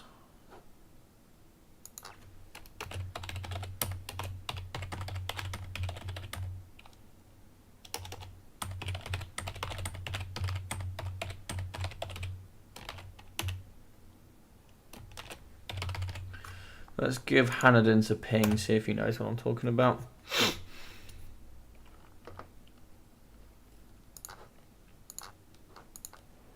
So there's also other things you could do as well. So for example, in Domination, if you summon a unit the first time, how much value did you get on its first time? If you summon it a second time, how much value did you get on its second time? Other elements. Oh, I put realism mode on. That was a mistake. Yeah, so there's so much you could do with the game that could really bring more to the viewer, to the content creator. And listen, I know it's stats, I know it's numbers, but if you watch anything now, anywhere, you watch football, you watch American football, you watch basketball, anything, any sport, anywhere that anybody has ever watched, it's all stats. And listen, sometimes you can read far much into the stats. You can always read really deep into the stats, but you know, it's really good to know that, you know, Messi, I think in 2012 got 92 goals in the season or something like that, and everyone's like, oh my god. You can see the breakdown, like 50 goals in the Liga, you know, blah blah blah blah blah blah, loads of goals everywhere, right? You know, it's really cool to see all these these stats and things like this. Yeah, I don't know, I think it's interesting. Oh, hi, Elves BRB. But that's fine.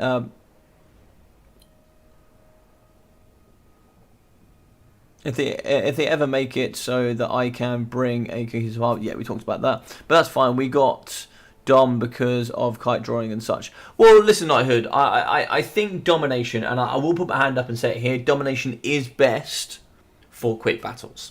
I really think that. Because kite drawing, spell spamming, like there is so much garbage you could do in land battles on ranked that just doesn't make sense to me. Like, you could abuse it so much. You really can just abuse it. And I have seen people abuse it in the past. I really have. You know, I try not to when I'm doing it, but then, you know, there are people that do that just then put me off it. I'm like, well, I'm not interested anymore. So yeah, I think domination is best for ranked. I think if you have a caster with rules, I really think it does bolster your experience for, you know, for the multiplayer scene itself that we are in currently. That's how I wish multiplayer was. Land battles with spots on the map there were to prevent kiting exploits. Yes, and I think this was the best compromise they came up with.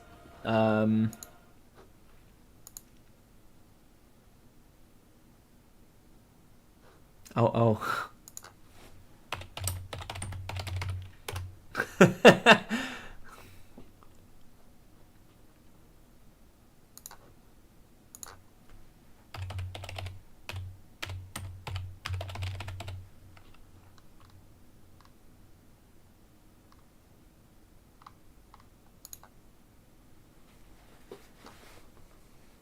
Right.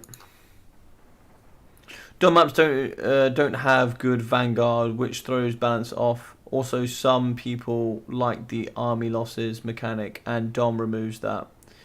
YMMV, is that a pro or a con? YMMV, so I don't know what you mean by that, Spellbound. Yeah, Turtle Punch, something like that. Yeah, it's one of those ones, like, you've also got to have, like, elements, like, on the battlefield, like, if you have, what am I thinking of? If you have, like, little capture points on the battlefield, like, how's it going to bolster you? Like, what benefits are you going to get? Like, for example, if you capture the middle, is it going to give your faction... I do apologise, I'm going to eat, I haven't had dinner. You know, if you have the capture point in the middle, is it going to give your entire army regen?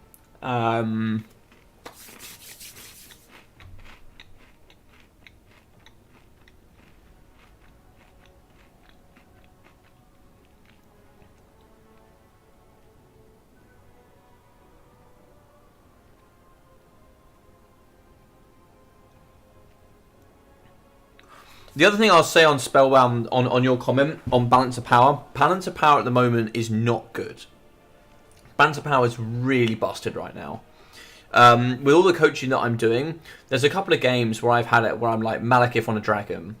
And yeah, my guy might have 4,000 gold left and I've got a 3,200 dragon. I would win that. And there's many times that it's just given me army losses. I'm pretty sure if I kept going for another 30 seconds, he'd tear out and I'd win. But the game is given given army losses. Balance of Power also just massively gives an advantage to like casters. I remember a time I had Sigvold, Chaos Warriors, Marauders, a couple of Hellstriders around, and he simply just had his caster on a disc moving around. We had exactly the same value of units left, but Sigvold was at full health and wasn't even at healing cap.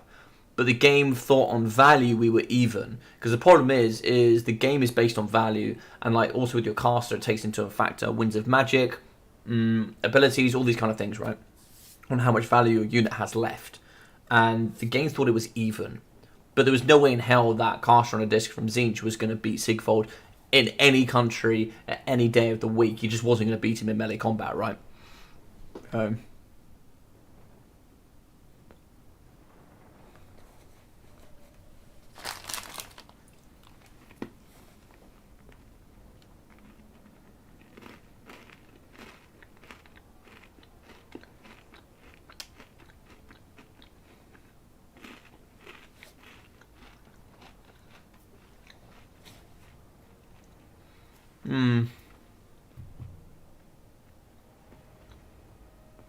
Hey Groot, how you doing, man? How you doing, well, bro? Dom removes corner camping. Yep, that as well. Yep, that's a very good point. Single entity blobs. Yep. Oh, well, to be fair, Dom doesn't stop that. Right, in the beginning of Dom, Cathay used to go like Miao Yin, double terracotta, triple peasants. That was pretty common. That was the Ent strat, I like to call it. When Ent played that against me, man, he absolutely butchered my face off the planet. But I see where you're coming from. Draw kiting, yep. Barrack kiting, agreed. So I think it's great. Yeah, I think Dom certainly has some great advantages in ranked gameplay. It certainly does. In my tournaments for land battles, the stuff you've listed you cannot do. So I think from an open casting point of view, you don't get away with that. People will still do it in tournaments and try and get away with it, but it won't happen. But the battles take ages, which makes me enjoy it way less in multiplayer because I have to either leave or go after the 3 games anyway. Yeah, that is the down draw of Domination. Making it longer has balanced a lot of the factions and actually made things like Cathay and Dwarves a lot better. And it was needed, but they're far too long. They're far too long now. Like half an hour a game is absurd.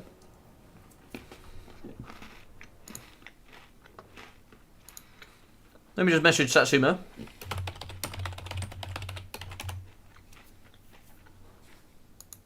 See that it's all good. It doesn't remove them, it integrates them into the meta.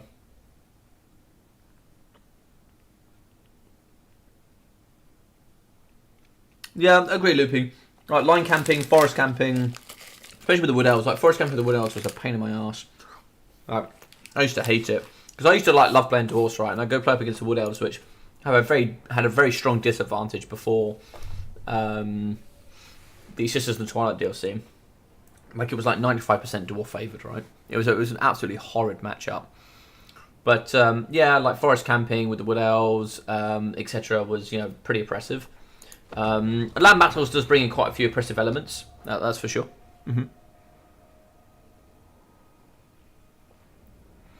Artillery spawn zone camping plus unsummoning.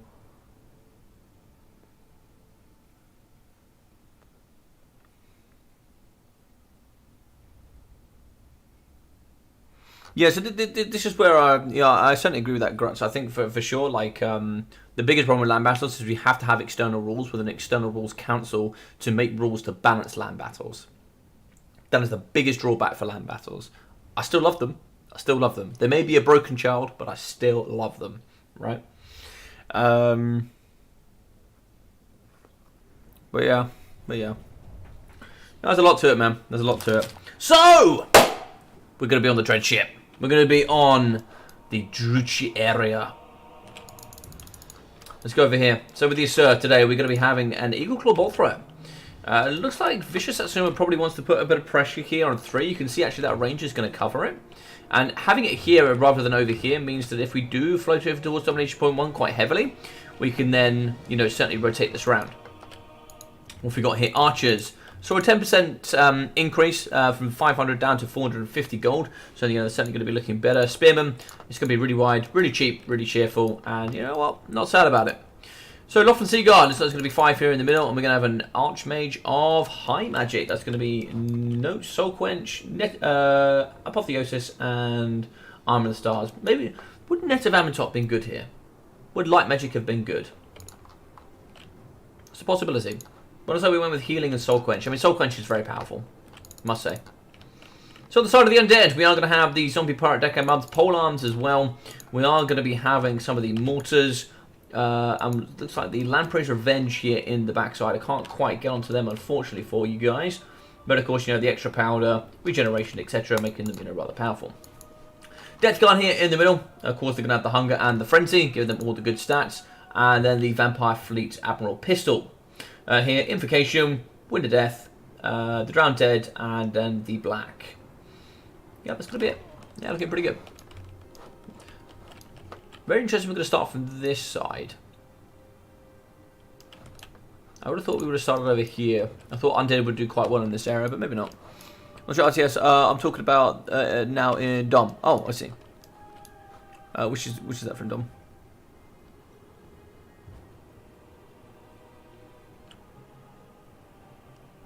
Oh, I see what you're saying. Right, sorry, I'm on the flip side with you there, Loopy. I'm with you now, man. I'm with you. I'm with you.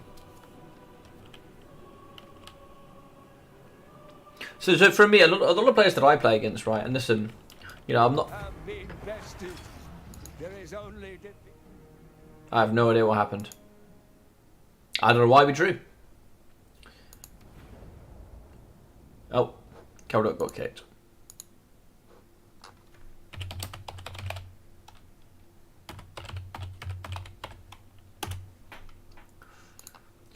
No, Caradoc! No! Right, hopefully we'll see him back.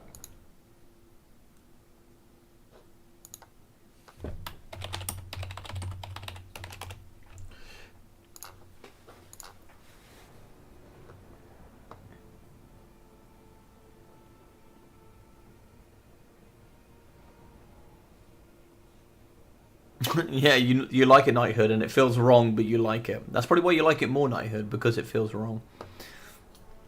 It feels real. I mean, I do enjoy land battles the most, though. Love the skirmish mobility game. Yeah, there's elements to both, right, that are, you know, really, really enjoyable. I still love domination, don't get me wrong. I think domination has so much to give.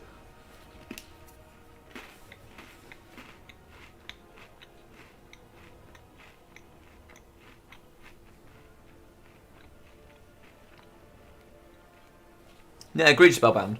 A lot of, and I was getting to that point. Listen, I'm not the world's best domination player, but there are so many people that have given me like map control, and I've gone, all right, I'll take the capture points, thanks. There's no negative these days, you know. So if you're going to give me tickets, I'll take them. You know, if you want to come challenge, I'll then get a cost-efficient trade where I can.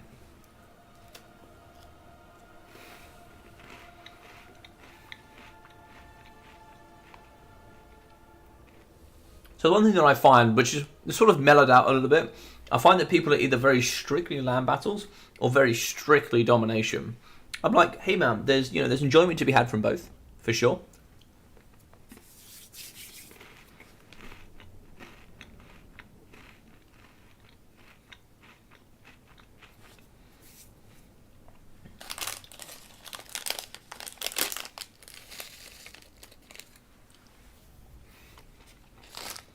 It'll be really interesting. If you had a pacifist domination game, you could actually make it work. It would probably be a game of speed, but but yeah. You could actually have a game with a pacifist. Yeah, you probably could actually have a pacifist domination game and actually make it interesting. You probably could. There's probably not a tournament I'm going to try out, but you know, you probably could.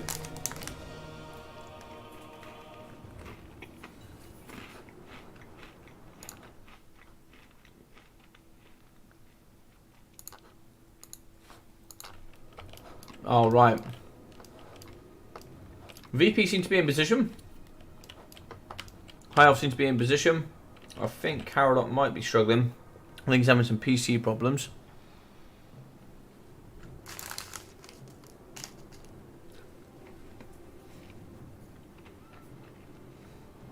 Are we off? No. Damn it.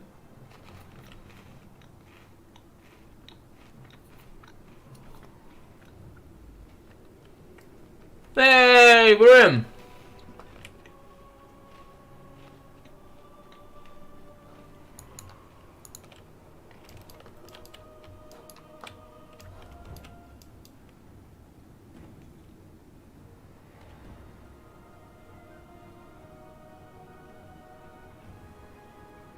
No, that's true, Spellbound. Yeah, it's true. Land battles does work with an outside influence, and you do need it for that. You do need it.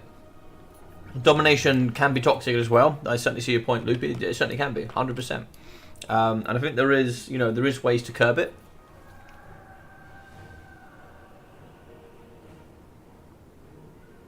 But I think that's the whole point, right? Both game modes offer you different. They give you different elements, and I think you should just enjoy them for what they are. So Soul Quench is going to come down here on the artillery piece. The mortar, it does go through one of them. That's unfortunate. That's unfortunate. The dive of it actually coming down actually smashed into the mortar. So, good way to come in there from Satsuma. So Satsuma is going to position himself on Domination Point 2. Actually, I wouldn't mind seeing his Spearman push past onto Domination Point 1. Land Priest might want to go for this, but there's a lot of archers in the backside. It looks like the Bolt Thrower is going to be pinging here up against the Land Priest Revenge. That's quite a bit of damage, man.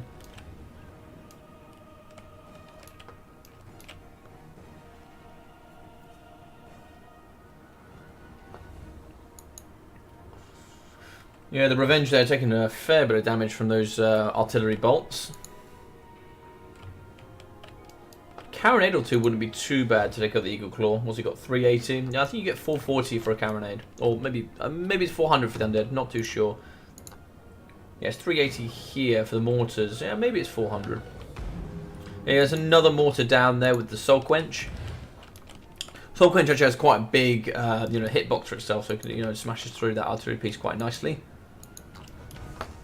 They're going to be in shape though to shoot up against the Spearman. In old, High Elves was traditionally, very good up against the Undead. It's always done particularly quite well. So the Bolt's going to be shooting the Mortars. Mortars going to be going after the Eagle Claw Bolt team. First one sort of hits. That's a really good hit. Yeah, a fair bit of damage here coming down on the Eagle Claw Bolt Thrower. He's going to be taking a fair amount of smashing, but there's 3 of them here now on the battlefield. You're going to have the General, the Archmage moving around, just trying to see if you get a good couple of Soul Quenches off. Good damage on the early mortar piece. I don't actually know what it is. Maybe got desummoned here. Doesn't appear to. So Domination Point 1 and Point 2 here, and you're going to be on both hands. 45 going up against 7, so pretty close game here so far. White Line's getting summoned. Death Guard moving on the point. You probably get a couple of Eagle Claw ripping through here up against the Depth Guard. Artillery pieces now on the Eagle Claws. Both of these going to be, is this on top of each other? Yeah, they are on top of each other. That's really dangerous there from Satsuma. He's a very cool, calculated guy. I find that quite a rare mistake from him, actually. I find that quite interesting. So one of the Eagle Claws actually falls there, so it's going to be 3... no, it doesn't fall. I thought that fell there. No, it doesn't. So there's still going to be 4 models left here on the battlefield. So it's going to be 660 from Satsuma, but going up against 270 on the value point. And then it looks like he's just going to drop off, and it's now going to be a fight for Domination Point 1. So the Meat Sat's going to join the front line. Death Guard going to hold. It's like Handgun is going to try and move through the middle. So a bit of an artillery fight here with the Vampire Fleet Pistol. Holding in the middle, but it's a lot of damage. I mean, these tickets are going to come. Yeah, now you can see the value coming ahead because they're damaging the Land Priest Revenge. There's so many archers. The White Lions are also pushing through.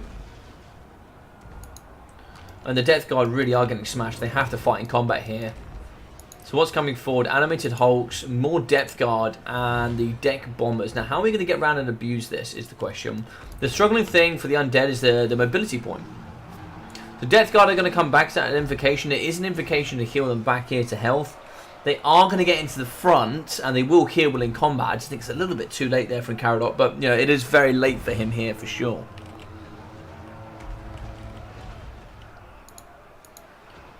So I think if we can hold on to Domination Point 3 here, it's a tough one really. So both are going to fall in the front. Spearman here probably did very well. 440 there. But the Eagle Claws and the range here is going to be really finishing them off. Deck dropper bombers, there's not really many places to call home. They're going to come over, but they're going to get bolted by the Loft Sea Guard. Where are the bombers going, though, is the question. Rangers moving forward. Rangers will butcher the face off most of these deck guard. I say deck guard. What I actually mean is deckhand mobs. And here we go. We have... Oh, double Illyrian Reaver summoned to counter the double Scurvy Dog. There's one more on the backside there. Rangers getting summoned. Rangers going to be very strong here on the battlefield. And I think this is going to be really hard for Caradoc. I'm looking at this. I'm looking at the values. I mean, the tickets are going to be in his advantage, but you can see that they've already pushed through with the High Elves there on that side.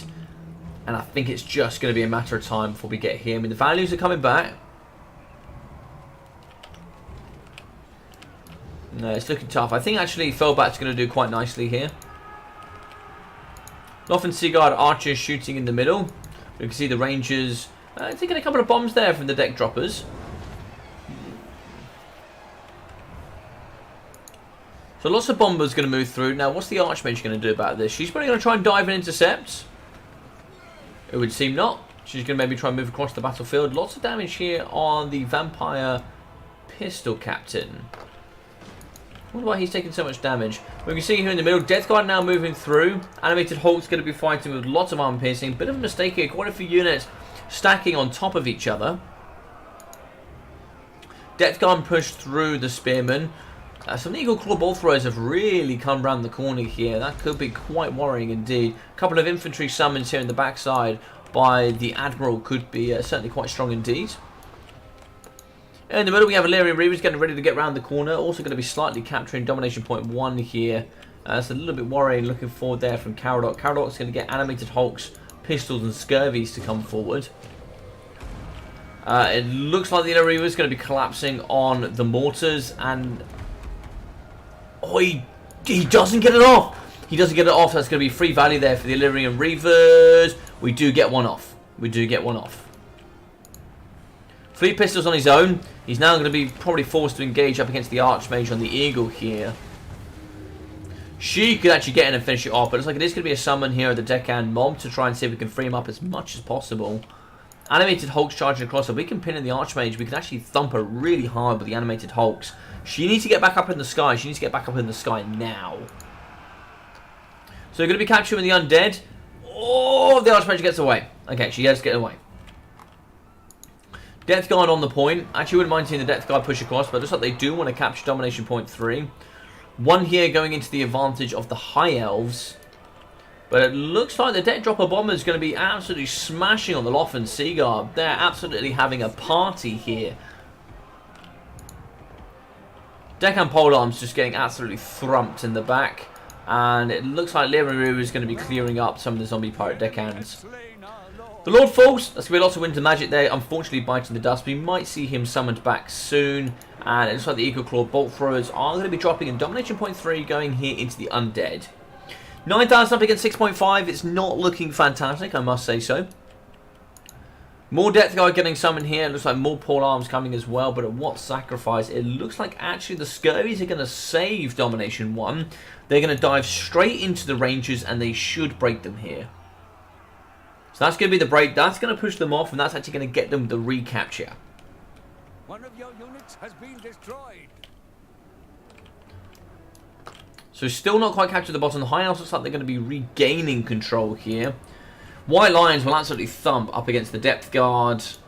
Animated Hulks have pushed past. Illyrian Reavers holding back the Depth Guard. Ah, that was such a close attempt there from Caradoc. Really nice stuff. Looks like the Bombers are going to be falling here in the backside. I wouldn't mind seeing them just, maybe trying to push on the Eagle Claw teams. Just keeping them busy, etc.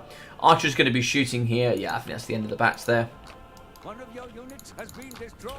Quite shiny here on the battlefield, but we can see, quite sternly in control on Domination Point 2. High Elves have regained the control of Domination Point 3.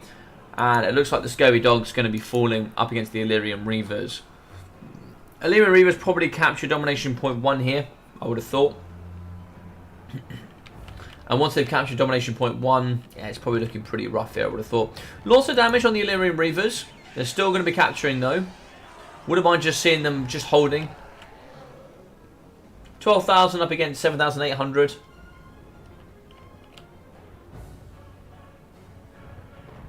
Quite a bit of damage from the deck droppers.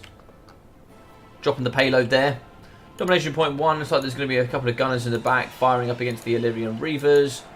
And that is it. That is the triple cap, and what I would think is probably the end of the game. So GG's there for Mr. Vicious Satsuma. Valiant effort from Karadok. I think that was a really, really tough matchup. Really tough.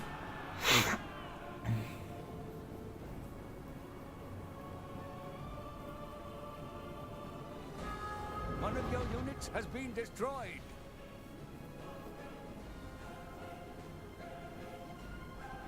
I hope CA is going to unite us once again. I think one of the problems that I see with kind of trying to say like, oh, you know, this is this, this is that. They're two very different game modes. Like, I feel like people are disappointed that they got given a free game mode compared to what we had in Warhammer 2. It's a free game mode that you don't have to play if you don't want to. There's no obligation for you to play either land battles or domination. Like, I understand for the WWC they had to pick one and they went with domination, but they said they're likely going to do, you know, land battles in the future. So I think, yeah, I think it's a bit, maybe, I don't want to say silly, but I think it's getting towards silly if you just want to only be advocate for one. You know, there's no point just like kind of crapping on the other one just because you go, well, this and this and this and this and this. You know, just enjoy that you have both. And I understand one of the downsides is it does split the community a little bit. That's understandable. But you've also got to think on the other side of the coin, whereby a certain amount of people wouldn't have joined if domination didn't exist. So yeah, I think there's many ways to look at it. So the back here, Little River is going to be fighting up against the Deccan mobs. They're really trying to clear out in the backside here. Value is going to be looking at about 4,000 differential. Death Guard are on. Death Guard are trying to capture. The Bomber's going to be over the top. It looks like we're going to decide to go on key with Karadok. And listen, if there's any man in the world that could do this pullback, I know Karadok is a man that certainly could do it. He certainly has the capabilities. A very, very strong player. Yeah, for sure. Also, I wish these icons would stay with the main mass of the scurvy dogs. Like this one scurvy dog here taking the entire banner with him. A little gripe there from me. But Ranger's going to be fighting. Bombs coming over the top. So we can certainly clear out. That's going to be taken away. We can get... I kind of wish if you took a unit away, you also got its value back. I don't know why they took that away. I don't quite like that element. But it looks like here the Decal Mob is going to be fighting up against the Spearman. Polearm's also moving forward. It's going to be a bit of a cluster F here, I think. Double Scurvy Dogs. Looks like Scurvy Dogs going to try and push in the back here up against the Loft and Sea Guard. Yeah, not a bad idea. Just break as many of them as you possibly can. But there's going to be 2 more ranged units, more cavalry units charging through. Yeah. Yeah, valiant effort. I think this is just a really tough matchup for the Undead. I think High Elves, in their new cheap nature, is very, very strong.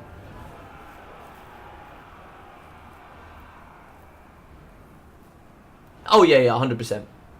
Yeah, 100%.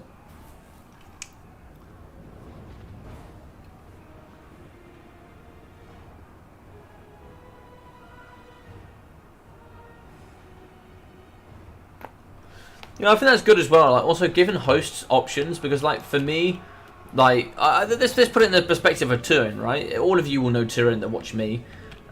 He was kind of done with land battles, and I think if there was only land battles, he wouldn't have continued. I could see that definitely being a possibility. He probably would have done bits and bobs, but nowhere near like what he's doing now. So I think having the wider options certainly, you know, kept his interest in Warhammer, which I think is only a positive. It's only a positive.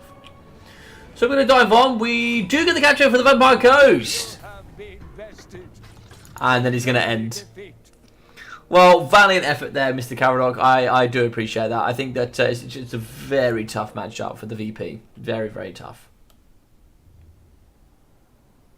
So 1,100, 700, 600, and 650 for the Loft and Sea Guard with 680.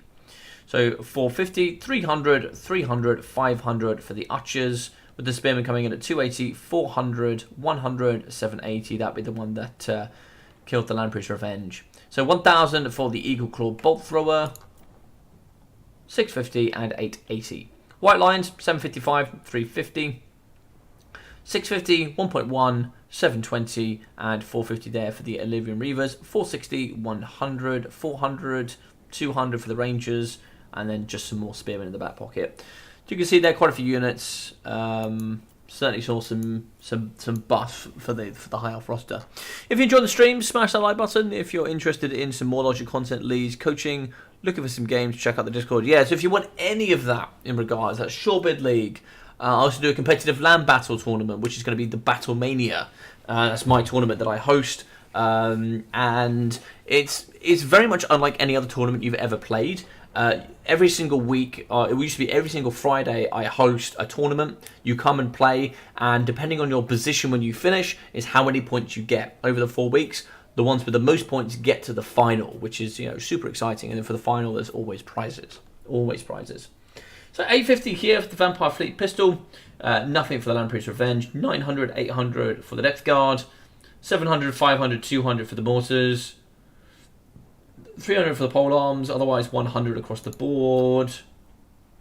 We didn't see the Salt Lord Scuttlers, that's a shame.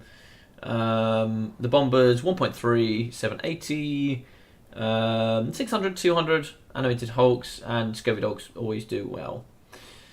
Otherwise, yeah, not too much. Shame.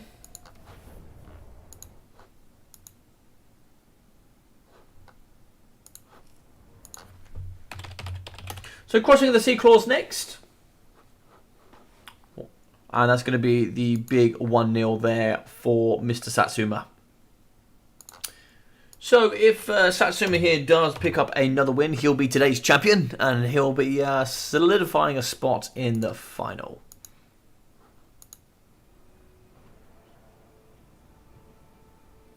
It's been nice catching up, everyone. I'll be back for the Battle Mania. Awesome, my friend. I'd love to see you back for that. That'd be really good. I'll be putting that up soon. I need to get this month out of the way, but in December, I'll be looking to rock and roll yet again.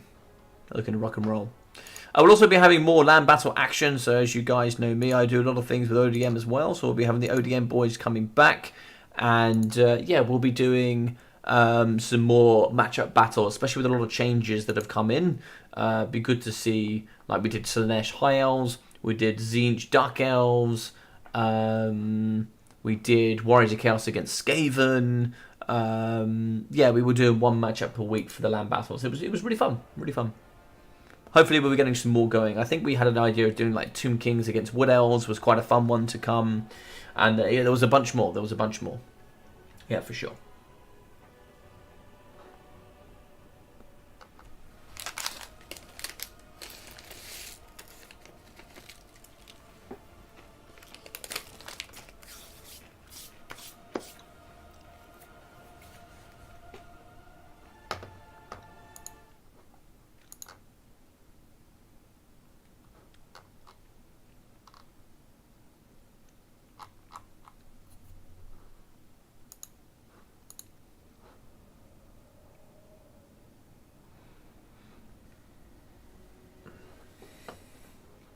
Just waiting to see what the picks and bans are. See what we got going on here from the gents.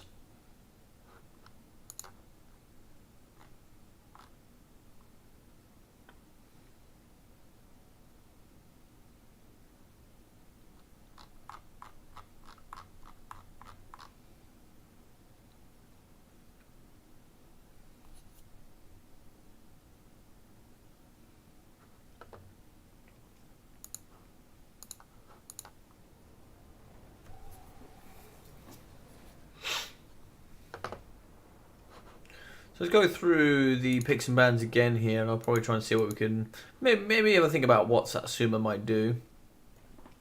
So Skaven, Tomb Kings, Dark Elves, TK. I could probably see a Greenskin pick coming in here from Satsuma.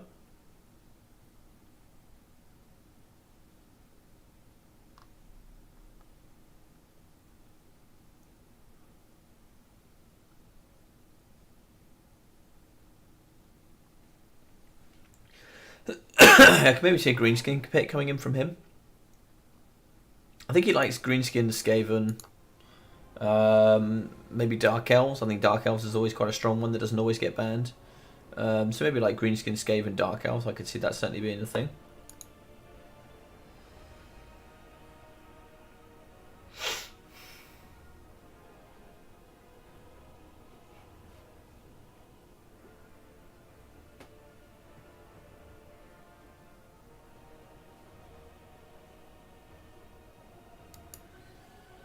Caldog is quite accustomed to some of the undeads as well as Skaven. I know he plays quite a bit of those.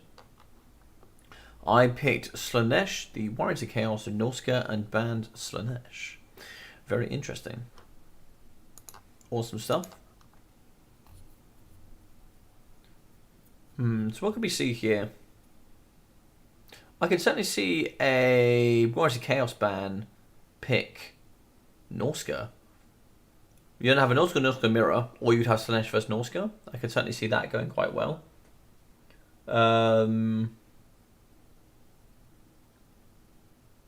Or you could go Warriors of Chaos, ban Warriors of Chaos, maybe. I could certainly see that happening as well.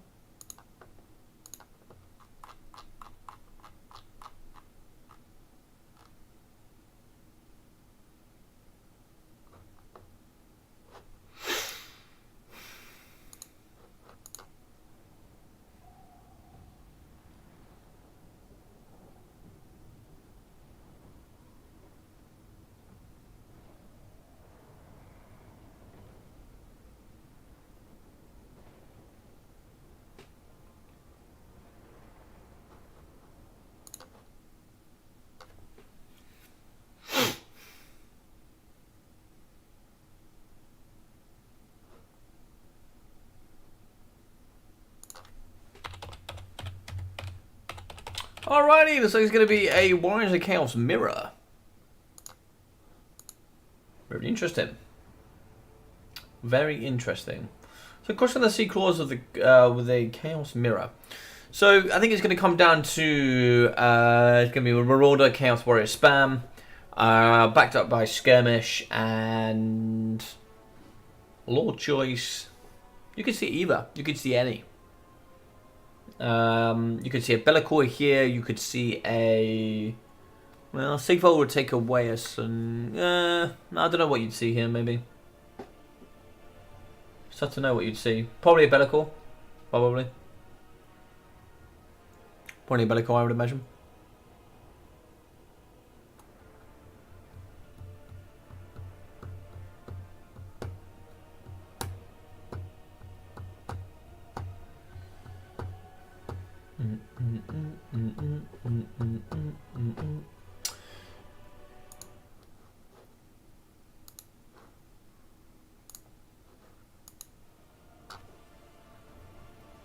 If you're going with Warriors of Chaos, who are you picking as your Lord? That's my thoughts. So let's do this for a second. So I'm going to take a quick look there. Take a quick look-ski without any of you seeing.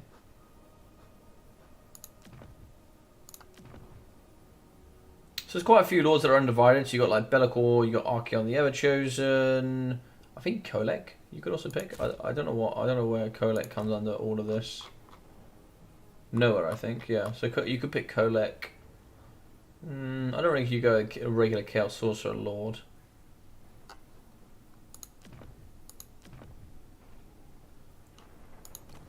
Yeah, I think if it's me, you'd probably just go Bellicor here. I think just Bellicor would be fine, and then you would go probably Marauder spam, Chaos Warrior spam, Skirmish spam. Yeah, and then probably looking at Hellstriders. I mean, Hellstriders did see a cost increase. Maybe there's other ways of doing it. But it seems tough, right? It seems interesting as well. I don't know what people think, but I've seen a lot of like Marauder Tzeentch Skirmish increases. I've seen a lot of like Tzeentch Slaanesh increases, which really hurts their faction. But I feel like it's to punish Warriors of Chaos. I'm not too sure though. Like, I mean, obviously Hellstriders did need a debuff. They've always been quite powerful. But I feel like individually it is hurting their factions quite a lot. Like Slaanesh, in land battles, I just don't see them anymore. whenever I use them, they always seem very underwhelming. Yeah, it's tough, really. It's tough to balance factions such as like Warriors of Chaos when you get 4 tickets that you can bring, you know, these units into the army that's just going to exponentially make it better. But then, you know, if you nerf them to nerf Warriors of Chaos, you end up hurting everything else, really.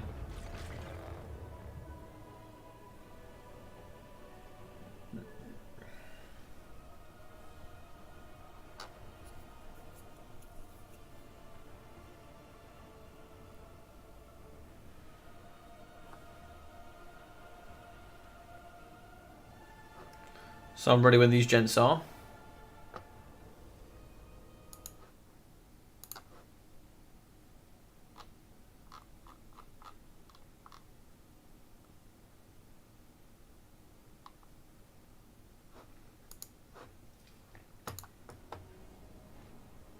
So this could potentially be the final game if Satsuma gets the win. He'll be moving on into the grand final. Well, I'm not really too sure what's going to happen next, but it should be 16 players. I assume plus like even star maybe and the ODM legend. But I mean, I don't know. I don't know. That could be the 16. So the top 2 from last year. Not too sure. I assume that's the way it's going to be run.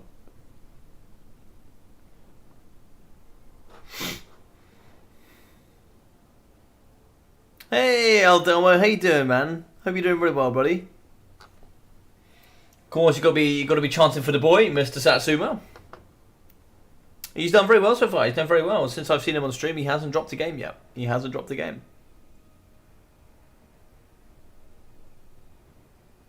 I guess it's to make Warriors of Chaos have to pay more for them with 4 marked slots. That doesn't seem to be a good use of them. No, I think you're right, Spellbound, but I think also, like, for example, if you increase the cost of, like, Hellstriders to nerf Chaos, it's then going to exponentially nerf Slaanesh in return. So they're incredibly useful for Slaanesh. Like, they're pivotal for that faction. But they're a big bonus for Warriors of Chaos. You know what I mean? Like, Warriors of Chaos has such a diverse faction. Like, nerfing Tzeentch Cavalry, nerfing Hellstriders hurts Tzeentch and Slaanesh more than it would hurt Warriors of Chaos. Because they could just put their marks into something else. So I agree. I see where you're coming from, but I feel like, you know, it's really hitting those, you know, kind of more niche sub-factions a little bit more. So no Marks of Grace coming out of the rip here. But yeah, we kind of thought we'd see this. Very, very similar builds. Very interesting to see 3 Marauder Horsemasters. I assume there's going to be 3 regulars in the back pocket as well. Maybe? Yeah, possibly. Double Bellicor, which is what I would expect. 4 Chaos Warriors, though. I think the Marauder Sugar. No! Don't do this game. Oh, yes, we're back in. But I actually quite like the Marauder Great Weapons here, because I think Marauder Great Weapons will, you know, do quite well up against Chaos Warriors. Was that 36 or 32? Great Weapons, 34 and 20. I mean, the melee defense, you know, obviously doesn't quite sit right, but yeah, you can see them certainly up trading quite nicely.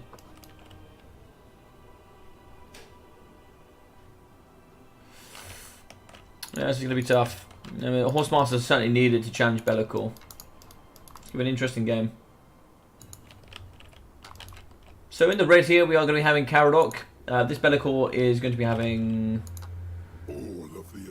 Pit of Shades, Shadow Shroud, Whispers in the Darkness, removing immune to Psychology, and the Lord of Torment for that passive regen. Bellicor for Satsuma, the same, but also going to be having Melkor's Mystify Miasma. Okay. I assume Melkor's is to help with the Marauder Horseman fight, I would assume.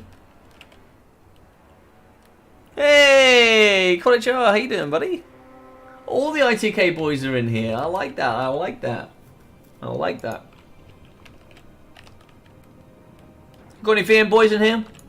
Got any boys shouting for Master Caradoc? He's going to be getting, you know, quite advanced here, Mr. Caradoc. And it looks like Satsuma wants nothing to do with this. And in the backside, the Hell Cannon! Yes!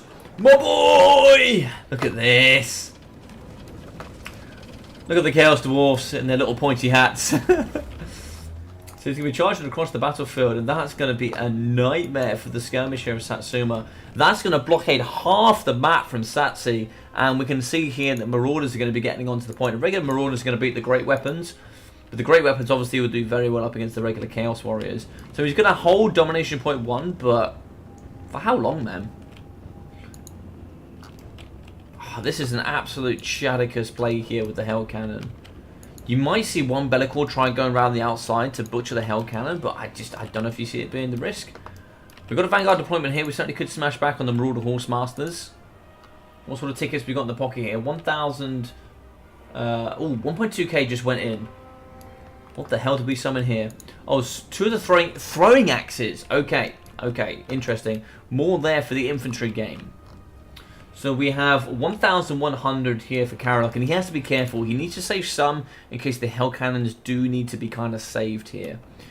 So we're going to be duking back and forward here with Satsuma. Domination Point 2 has been open. It looks like the Melkot's Mystify Miasma is getting activated. Hellstriders from Karadok moving through the middle, you know, eloquently as they do. And it looks like some of those throwing javelins coming into the middle up against the Great Weapons. Not good there for the Great Weapons. The Great Weapons are going to feel the full brunt of that. Hell Cannon shooting. Oh! Right to the dome there. Marauder Horseman. Yeah, that's not right. Why is there takeover? That's not right. The Hell Cannon is applying takeover. That is so dumb! What? Okay, so apparently the Screaming Mean Catapults have worked their way into the Hell Cannon. Don't know how they've done that. I don't know how they've done that, but there we go. Ladies and gentlemen, they've outdone themselves yet again. They've outdone themselves. So in the middle, it's starting to become a little bit interesting here. What is this going to be? It looks like Pit of Shades. Oh, that is so good. That is so good. No! Satsumi! Get out of there! Get out of there!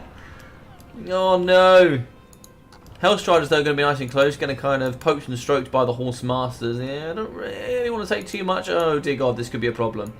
It looks like Karadok here is really going to be fighting an uphill battle. I mean, that was excellent there from Karadok. A lot to micro here.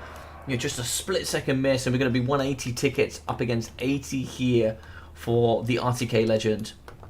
Really damn close. So Great Weapons moving in. And those Javelins, if they get a pop a shot there on Bellicor, the Grand Pappy here is, you know, going to be feeling it. No activator ability here, so yeah. I mean, also the Hell Cannon has a lot of ammo left. We're going to be winning in the middle. Tickets going to be going into the advantage. 1.5k for Karadok up against 1.2 there for Satsumi. So that's the Shadow Shroud as he gets away. A lot of javelins there. They're still going to hit home, but you know, he certainly slowed down the assault. In the backside here, Hellstrider is going to be holding for as long as possible. Bellicor's just going to be chilling. Bellicor does go in here for the attack. He's going to get the Horse Masters. And now they're going to be available. This one, Satsumi! They're going away! Oh, I don't know about that. I don't know about that. I quite liked the push we had here on the Hell Cannon, but of course, you know, we could get a Vanguard on top as well. So that, you know, there's a lot here to be thought about. Hell Cannon's going to be firing in the middle. They have broken the Hellstriders of Satsumi.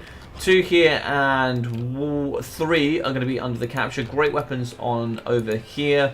Marauders kind of cutting off this exit, or should we say entrance at this point here if you are Satsuma. Great Weapon on Great Weapon violence. You hate to see it. And a shatter here coming from Satsuma and the Hellstriders. In the middle, the Marauder Horse Master is going to be actually fighting in hand-to-hand glorious combat. And a bit of a smasher in the backside of the Hellstriders of Karadok's own troops. On the floor, we are going to see Satsuma with his Bellicor fighting here up against the Hellstriders. Wouldn't mind seeing those getting maybe a little bit involved. You know, get some mass in there, cause a bit of havoc. You know, it might not hurt. It might not hurt. Throwing axes, though, I think it's a bold play. I mean, I sort of understand where he's coming from. I probably would also expect to see some heavy metal here from Karadok. And, you know, there certainly was heavy metal brought to the battlefield, but, you know, I don't know. Guess what, Great Weapons, you know, they're going to be falling through axes, you know, really doing the business. Pit of Shades is going to be catching the face here of the Great Weapons, but also doing a lot of damage up against his own Hellstriders. Be'lakor is coming across. We have nothing here to protect the Hell Cannon. Nothing. This one's going to keep these out.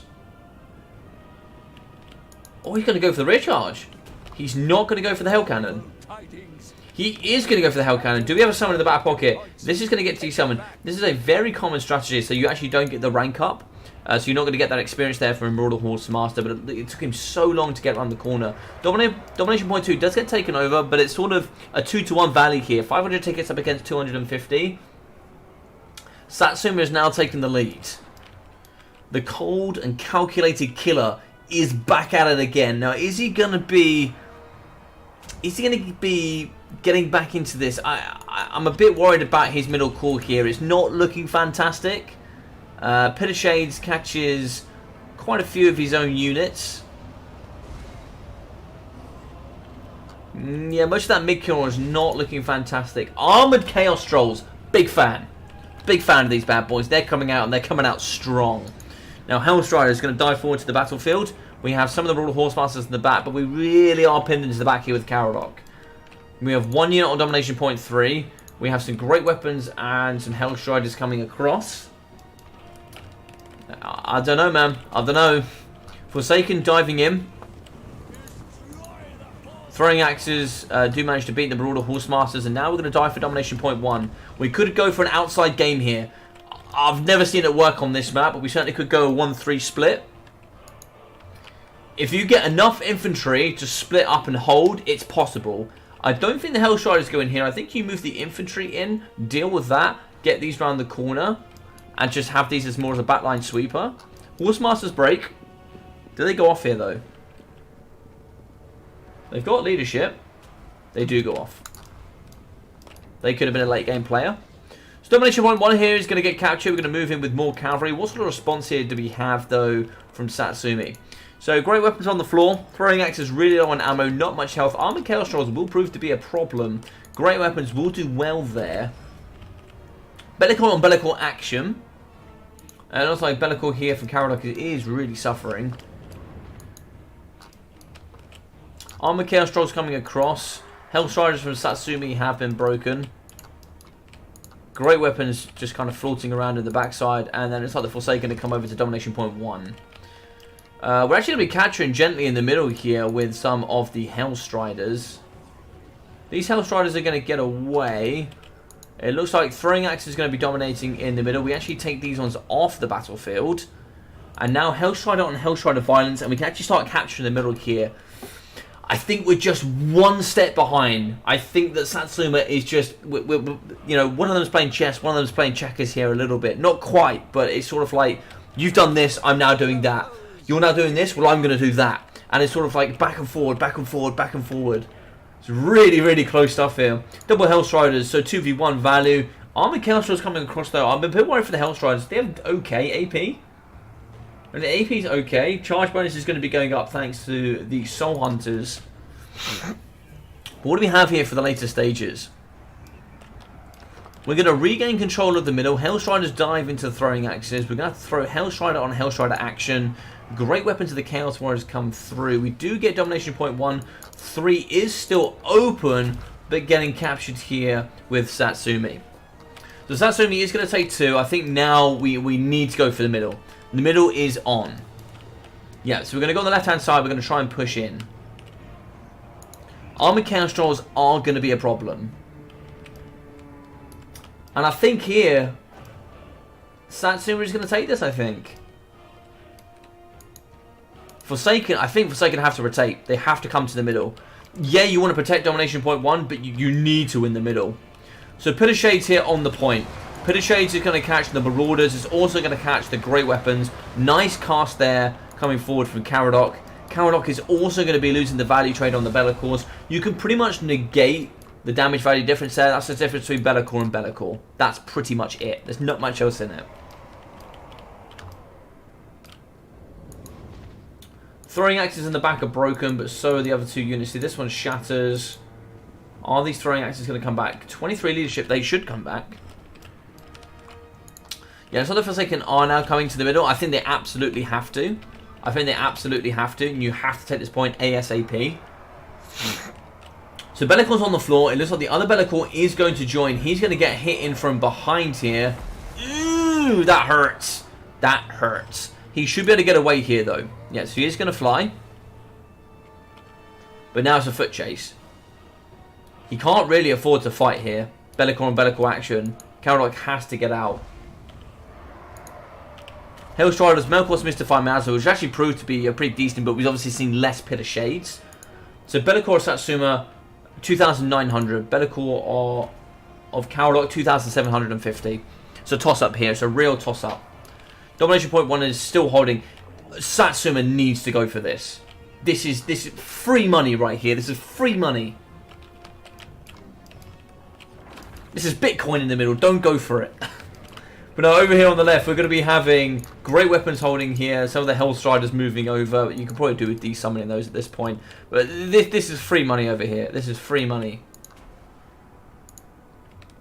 This Be'lakor's got to be careful. He's super close to this one. The middle is going to get captured though here by Caradoc. Ladies and gentlemen, we have a game back on. We have a game back on now. So we're going to get someone on the left-hand side. We can actually pressure Domination Point 3, and I think this is really good for Caradoc. Pushing that Domination Point 3 is huge. It's so crazy to see two Be'lakors right next door to each other and then not having an epic fight. It's crazy. And I think here it's really sad for Satsuma. I think he's done super well in the battle, but he's always one step behind. He is reacting whilst we have Caradoc acting. It's super crazy. Yeah, I know, man. I don't understand why it gave takeover. It shouldn't.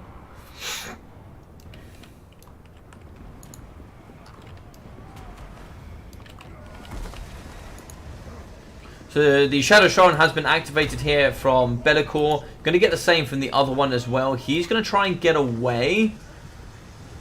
Be'lakor does get the hit on. He does get a successful hit there. Oh no! The Hellstriders are on the Be'lakor of Caradoc. Oh, this is a problem. Well, we do have some Hellstriders coming through though. Yep, so they're going to engage, and this Be'lakor should get away. He wasn't poisoned. He wasn't poisoned. This might be a free hit here. Be'lakor from Satsuma has gone down. He could get a juicy swipe in, but is it worth it? I don't know. I don't know. Point 1 is now being captured. It's free value. Hellstriders coming across. They'll beat back the Chaos Warhounds with poison. And here we go. Forsaken going to be beaten down, and they're now starting to win on Domination Point 3. Move in with Be'lakor, terrifying them off the battlefield, and try and see if you can get a quick capture. Look at that leadership drop there on the great weapons. They've been terrified. Fantastic. Forsaken are going to move through up against the Hellstriders. Forsaken will win that. This Be'lakor cannot stay though. That is where the advantage here is with Satsuma. We can now fight. If the Hellstriders break, maybe we can get the capture. Hellstriders holding right to the last second. Can we beat these ones back though with Be'lakor? Possibly. We do get a Terrified there with the Forsaken, and that means Domination Point 3 is going to hold.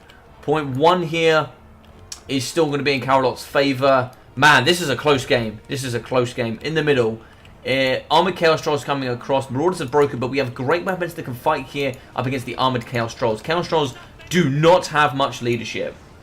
So they're going to be at 45. Both at 45. Now down to 30. I actually don't see the Armoured Chaos Trolls holding here, but what do we have to bolster the middle? There's only 4 units on the battlefield for Caradoc, and my god, he's getting use out of every single one of them. All 4 of them just going pop, pop, pop, getting every single value. Man, this is a sick game. I don't know. I don't know which way this is going to go. You would assume that Satsuma should win this. I don't know. So Hellstriders are going to chase the Hellstriders of Caradoc. We're going to get some Marauder Javelin Throwers coming across. They could now fight with the Javelin Throwers helping. Domination Point 2 is going to go into the favour here of Satsuma. What happened to those Armoured Chaos Trolls? Did they hold? They did hold. They did hold. So there we go. Break there for the Chaos Warrior Great Weapons. Point 2 is going to go in his favour. Point 3 has been held. And Marauder Great Weapons are about to get a bunch of Javelins to the face. Be'lakor against Be'lakor here. has captured one of your victory points. Take it back. Point 1 is going to capture, but now it's going to be a bit of a fight here in the middle. We do break with the Marauder Horsemen. More Hellstriders. It is a Hellstrider fest. And Warhound's coming out to come capture domination point 1. These have to come around the corner. You have to ignore this fight. No, you can't fight it. You're going to lose domination point 1. No, you can't do that. No, you can't. I mean, maybe you could, but I think you'd lose doing that. I think you will lose doing that. Domination point 3 is going to be the fight. We break here. The cavalry is on. We are fighting with Be'lakor. It's going to be a Be'lakor versus Be'lakor fight. We are capturing domination point 3. Do we have any more units coming? We do not.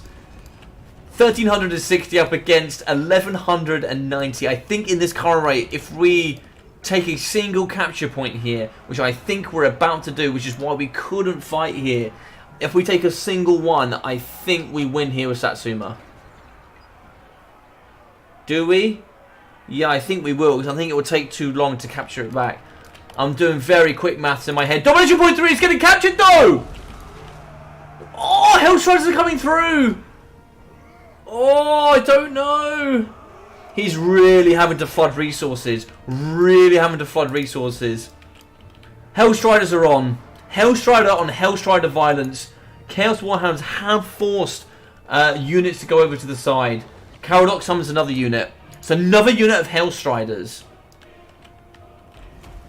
Could Be'lakor get to the middle? If Be'lakor could get to the middle, there is one single unit. If we could break those great weapons, maybe it's on. But I think Be'lakor is going to be sacrificed here to the Chaos Gods. Jesus, this is super close. This is super close. Any capture here on the domination point. Oh, he's bringing it back! He's bringing it back! My boy! I don't know. I don't know. Ladies and gentlemen, I don't know. I think Be'lakor has well and truly been sacrificed here. There's Be'lakor and Be'lakor action. One has been poisoned. Obviously the other one hasn't. So he is going to get a couple of swipes in here. He hits. It's not successful. Not successful again. 81 speed. He now gains the gap thanks to the animations. Domination point 1 has been held. Operation Hold 1 has happened. 1,400. I don't think he can do it. He has to capture this point. Caradoc has to grab his entire kitchen sink and throw it at domination point 1. Get it in there, my boy. Throw the sink. Throw it hard. And there we go. He's got it. I think that's game. I don't think he can capture it quick enough. Ladies and gentlemen, that is the tightest game of domination I have ever casted in my entire existence. Holy hell, what a game. Unending glory is yours.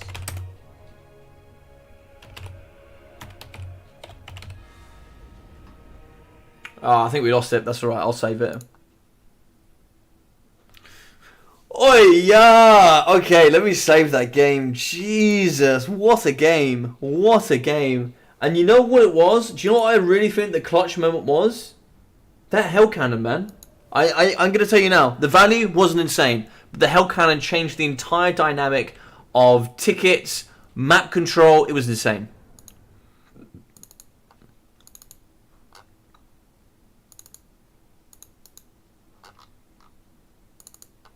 What a game.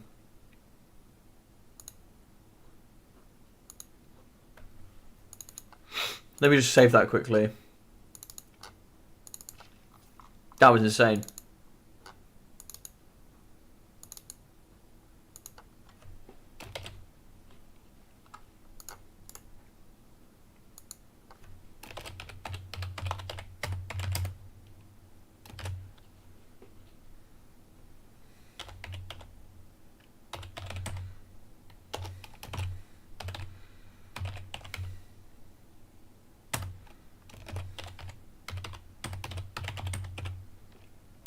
What a game. GG's. Yeah, no, 100%. So 4,670 for Be'lakor there from Satsuma, up against 3,800 from the Be'lakor of Caradoc. So 1,000, 125, 300 there from the Triple Great Warriors. 1,500, 180, and 850 there from those great weapons. Horsemaster 600, 650, 400, 300, 1,490, and 500. Only 600 on the Hell Cannon, but I think it played a humongous part. It really did. The Forsaken, I was a big fan. I think they're really mobile, really strong. I think I also like the Demon Spew and stuff. Could actually be quite good here. 200 for the Chaos Warrior, great weapons.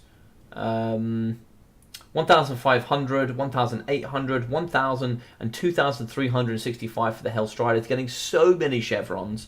470, 340 for the Throwing Axes, with 360 for the regular Marauder Horsemen. 0 and 0 there for the Marauders. So on the flip side, 420 for the Armored Chaos Trolls. I quite liked them. I thought they were a good pick.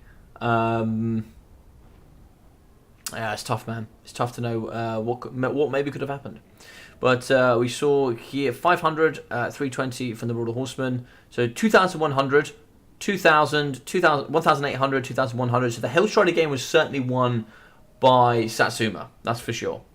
200 for the Chaos Warhounds. How there was not more Chaos Warhounds in this matchup, I don't know why. Chaos Warhounds are like... do they still have absurd...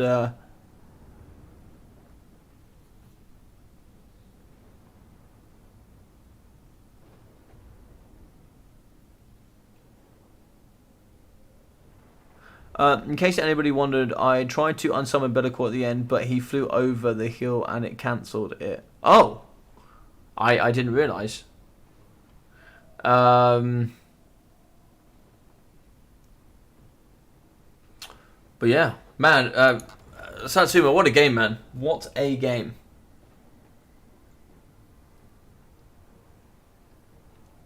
What a game. What a game.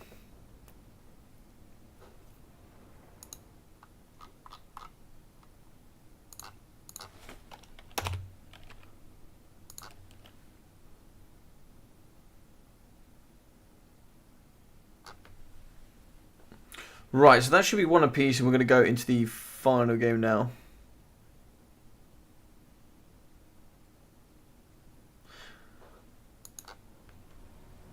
It would have given me 1.5k points to spend on the light cav to take the last point. Oh, right, I see. Oh,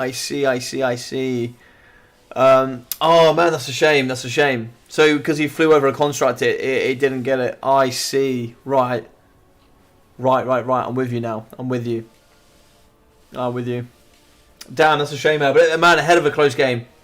If you captured that last nomination point, even for a second, you'd won. Even for a second. Because you wouldn't have been able to capture it back quick enough to win. Yeah, it's crazy, man. Crazy game.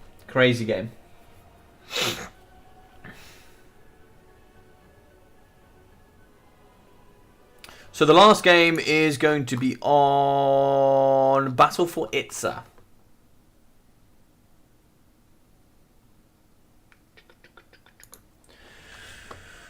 Right, ladies and gentlemen, I'm going to get myself some OJ.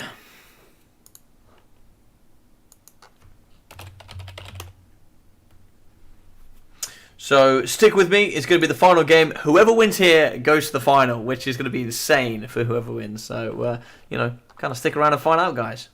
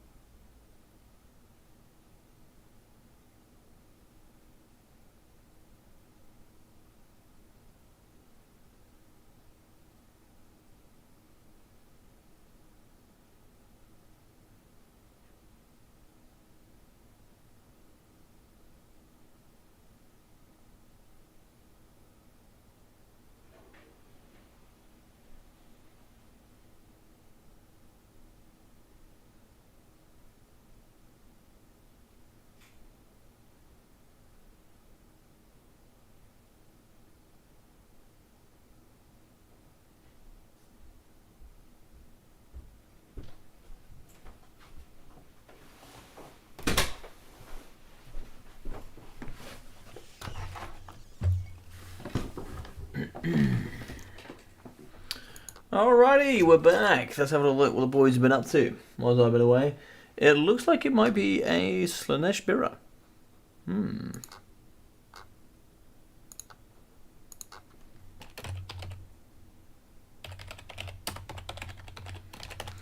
Slanesh Mirror, perhaps? Question mark. Let's have a look here, boys.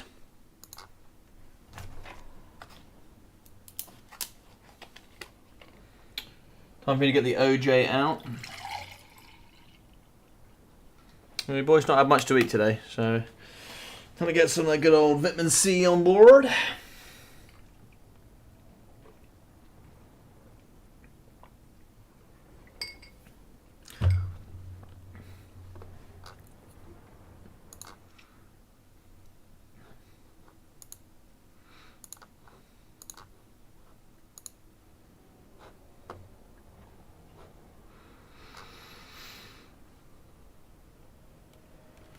So I think it is Slanesh both sides. I believe it is. I believe it is.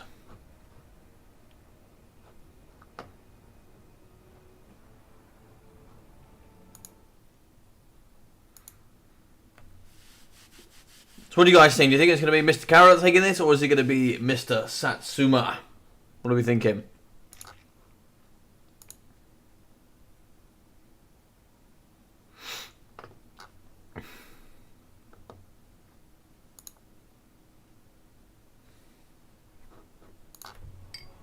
Also, I'm thinking, guys, next Friday, what I'll look to do is probably get another live stream going. I think I'm going to ask the ODM boys again. I think we're going to get another matchup going. There's also been quite a few changes around. I think I'd like to see Wood Elves against Tomb Kings. Do a bit of a matchup breakdown there. Maybe something like that would be pretty fun for land battles. So if you guys want to see something like that, or maybe another matchup you have in mind, maybe new game, old game, or sorry, new faction, old faction, maybe could be also interesting. Like maybe Cathay against Dwarfs, I think it'd always be quite an interesting one. About how you play that from both sides. But yeah, if you have any ideas, do let me know. Do let me know.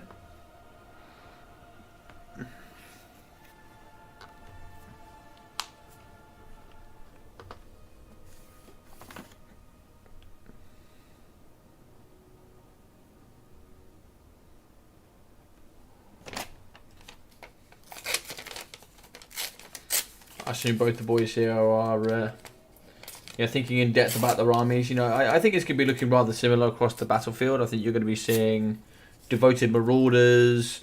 You're going to be seeing Hellstriders, skirmish cavalry.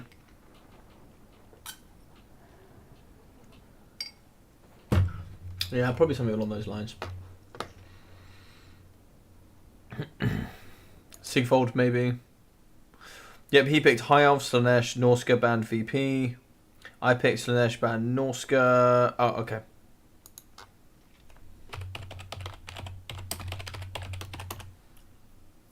Yeah, nice. Awesome.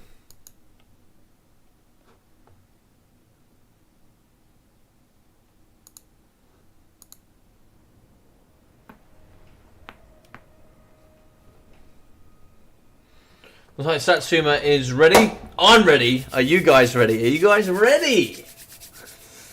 Let's go. Also, if I'm going to be doing any content coming forward in the future, what are you guys wanting to see? I want to know. I want to know. You guys want to see some more videos. You want to see some more live streams. You want to see some more tournaments. What do you want to see from me? What do you want to see from me? Because I'm going to be having some time...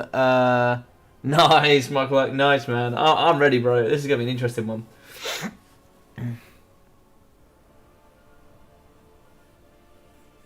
Series has been super close. Both of these boys are super close players. I think that Satsuma is an absolute legend in the community. He's always been super strong, and Karok has really rise through the ranks. In the last 2 years that...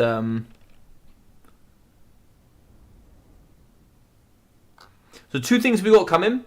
We've got DBD versus GGX that I'm hoping to host. It's going to be my clan with the Death Before Dishonor going up against the GGX boys. That should be really cool. And then we're also going to do my clan DBD going up against my mods on the Discord. So it's going to be like ducks and mods. But like they were like mods and rockers, but it's going to be like mods and ducks. We're gonna do some tournament stuff there coming forward. Hopefully, yeah, by the end of this year. But yeah. But yeah, no, Caradoc started, pretty much when I started streaming, and, he's just gone up and up and up and up and up, and he's just, not stopped. He's just gotten so good so quickly. Alright, let's take a look. So, for the boys, Marauder Horsemen. So, it's like we're going to have some Marauder Horsemen of Slaanesh, more Marauder Horsemen, Devoted Marauder Spears here. That's kind of sensible, considering how much shaft there's going to be. Hell Scourgers, Spearmen, regular anti-infantry ones. Just loads of Marauder spam. Okay. Slaanesh Caster. Locus of Grace, Portal Glyph. Looks like we're going to have the Lash of Slaanesh, Pain for Slaanesh, and Phantasmagoria. So a bit of a net. So we're going to start with Foynes of Skirmish here on the side of Satsuma. Not quite as many Devoted Marauders, but we're going to have Hellstriders out the gate. And then the Hell Scourgers, so the Kinky Whips.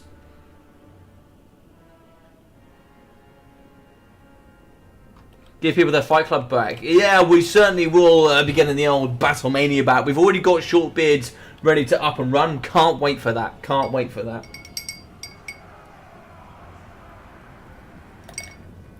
So a bit of scoot and shoot at the front. Of course, it's going to be 4v2, so it's not looking too great. But numbers-wise, although Caradocs, going to be 12 and we have 13 there for Satsumi, it's going to be in the advantage here. This mass infantry is going to cap super quickly. And if you, for example, as soon as we shoot the front infantry here with the Marauder Horsemen, we can then counter shoot with these Marauder Horsemen on his Marauder Horsemen. So, there's going to be some really back and forward play here. This could go any way. Hellstriders coming out of the pocket now. Hell Scourgers are on the point, and they have to back off due to the cavalry presence.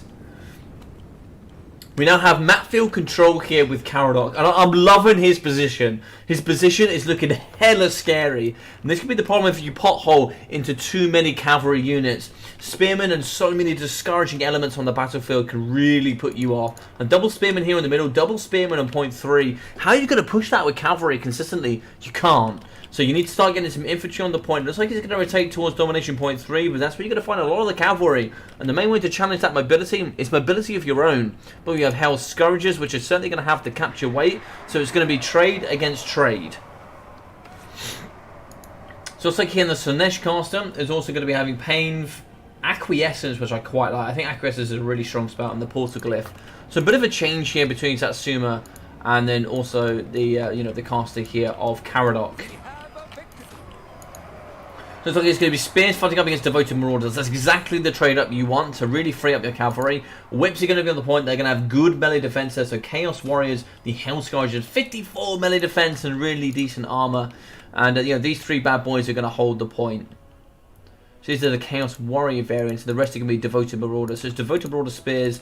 And then it's like all the whips are in the Chaos Warriors. They have such high melee defense. The Chosen have like 70 melee defense. It's huge. So one Portal Glyph here coming forward. Portal Glyph is going to be catching a lot here of the Hell Scourgers. And we're going to get another Portal Glyph to summon to counter that Portal Glyph, which is now going to be smashing down on the Hellstriders of Satsumi. Whip as well, going straight through 2 units of the Hellstriders. And it looks like it's going to be Hellstrider on Hellstrider violence. And it looks like Slaanesh Caradoc is going to be taking the ascendancy here. He's actually going to be having the triple cap now. There's going to be 160 tickets, and we saw what this has done in the last couple of games. One thing that I've always said about Satsuma, excellent player. For me, he's really slow to those capture points. And this is where Caradoc, which I said is a very aggressive player, certainly has taken ascendancy here in the beginning, but it has tended to put him behind on the value trading. So we can see the value trading already 10% behind here, Caradoc, but he has the tickets to back it up. He's already going to be having 250 out of the 1,500 needed. So time will tell. Caster on foot is in. There is so much cavalry moving around. I'm lagging my absolute tits off. But we see here the Slaanesh caster in the middle with the poison. Going to be fighting here. And the Hellstriders are going to be falling. Could it be a mono? Caster versus caster. Yet again, Satsuma is going to have the stronger caster. But she's going to be on a mount, whilst Caradoc is not. So the other 2 points still being held. 330 tickets. We're going to be 3.7 up against 3.3. The gap is widening here. Really good trades coming forward from Satsuma. 1, 2, 3 units. 4 units being broken here. Slaanesh Cav moving in. They get caught by an unfortunate trade. Whips coming round the corner. We have Hellstriders moving in from the rear as well. A couple of Javelin throws coming over the top. And it looks like Domination Point 1 now is in the control of Satsuma. The RTK man slowly getting his way back into the game. So in the middle, Whips here going to be fighting up against Devoted Marauders. That should be the Chaos ones, right? No, that's Devoted Kinky Whips going to be fighting here in the middle. And it looks like the Slaanesh Caradoc is going to be holding on. Cavalry going to be getting the rear charge here. We have some Spearmen going in. We have counter hit as well from the Marauder Horsemen. The Lord Choice will move through. Do we have any of the Portuguese left? I'm not too sure. Should be one from either side. Yes, but we will have to see. Chaos Warriors, the House Guard is still going to be fighting. They'll be Devoted Marauders. So it's about how we go around dealing with this. So the cavalry's coming through. And it looks like the Spearmen are going to be catching onto the Hellstriders. Not really good there for the Hellstriders, because they're also going to be fighting up against the anti-large there from Satsuma. In the middle, Spearmen going to be holding. Hellstriders moving on, fighting up against the Hell Scourgers. Hell Scourgers have, of course, poison and higher melee defense, but the Spears give that anti-large, which is, quite prevalent indeed. On the right side, Devoted Marauders being broken here from Caradon, but one Spearman is going to be holding Domination Point 3, and now we start seeing it. 750 tickets is the difference from the damage value. On the left, Spearman going to be pushing off. Devoted Marauders helping with some of these Hell Striders. Some Hellstriders in the back pocket. You can see quite a few of the Marauder units here from Satsuma also getting left behind. A massive micro game this. It really is. And you're seeing some of the best players, and even they are leaving some of these units in and behind. Spearmen driving downhill and fighting up against the anti-infantry Devoted Marauders. Going to be a pretty even fight there. Some of the skirmish cavalry now on the point, helping hold Domination Point 2. But to find Satsuma, this point 3 is looking like free money. Free money every day. So what can we do about that? Devoted Marauders, they're going to probably come and try and challenge the middle. It makes sense, but I really want to see some resources floated over to Domination Point 3. 640 going up against 130. This game is slipping and slipping away here from the RTK man. What can he do to get back into this? I'm not too sure. Ascendancy is on Domination Point 1. He's looking very strong at that moment, but he's only attacking here from 2 angles. He's got slightly here on this right hand flank and then from the front, and we're able to hold here with just a couple of units with that small angle. We're not kind of forcing any devotion of resources here to the right hand side, so we could just keep bolstering that middle. We could just keep plugging that and keep plugging it and plugging it and plugging it and buying ourselves more and more time. So at the back here, the Chaos Warriors, they do return. Spearmen on the point. You still see units of cavalry on the flanks here. One actually breaks there on the outside. That's actually going to help Satsuma a little bit, get those units back quicker. Devoted Marauders are going to be charging out. Looks like it's going to be a bit of a charge there on the Spearmen. That's an awful lot in one pocket. I certainly would have keyed some of those Hellstriders back to deal with these Hell Scourgers. And if I'm probably over here, I would probably have some skirmish cavalry starting to kind of plug up this pocket, and then, stop some counter rotation here. But on the left, we can see some of the Devoted Marauders fighting up against the Hell Striders. Fascination is going to rampage the Hell Striders soon when they hit below that 20% cap. But we see that Marauders of Slaanesh now pushing through. The Hell Scourgers break. More whips summoned here by Caradoc to deal with some of these Slaanesh in the middle. So 820, we absolutely need a double cap, and we need it now. Characters here could be fighting against each other. We see some of the whips nice and close by. Do we want to fight this? I don't see why not. We're going to get a nice hit there from behind. More health will be available for this Herald of Slaanesh, but we also have backup from the cavalry. This could be a really unfortunate mistake here for Satsuma. You can see it a mile away, but when you have this much micro on the battlefield, it's so difficult to see. It's like trying to look for a needle in a haystack, and I think that is going to be game. I think losing your caster in this moment, you're going to be 700 tickets behind. The value is just not enough. I mean, Caradoc has played amazingly to get this back up to the state that it's at now. Just getting the damage there on the caster has drawn it back. He is now going to take the advantage. And for someone who played so well all day today, It hurts my soul to see Satsumi falling in such a fashion. But, kudos here to Caradoc. He really has absolutely smashed it. He's now seeing on the outside. He has some of the skirmish cavalry ready to go. We actually have more whips coming across to the left-hand side. And I think, ladies and gentlemen, the caster drops. That's going to be it.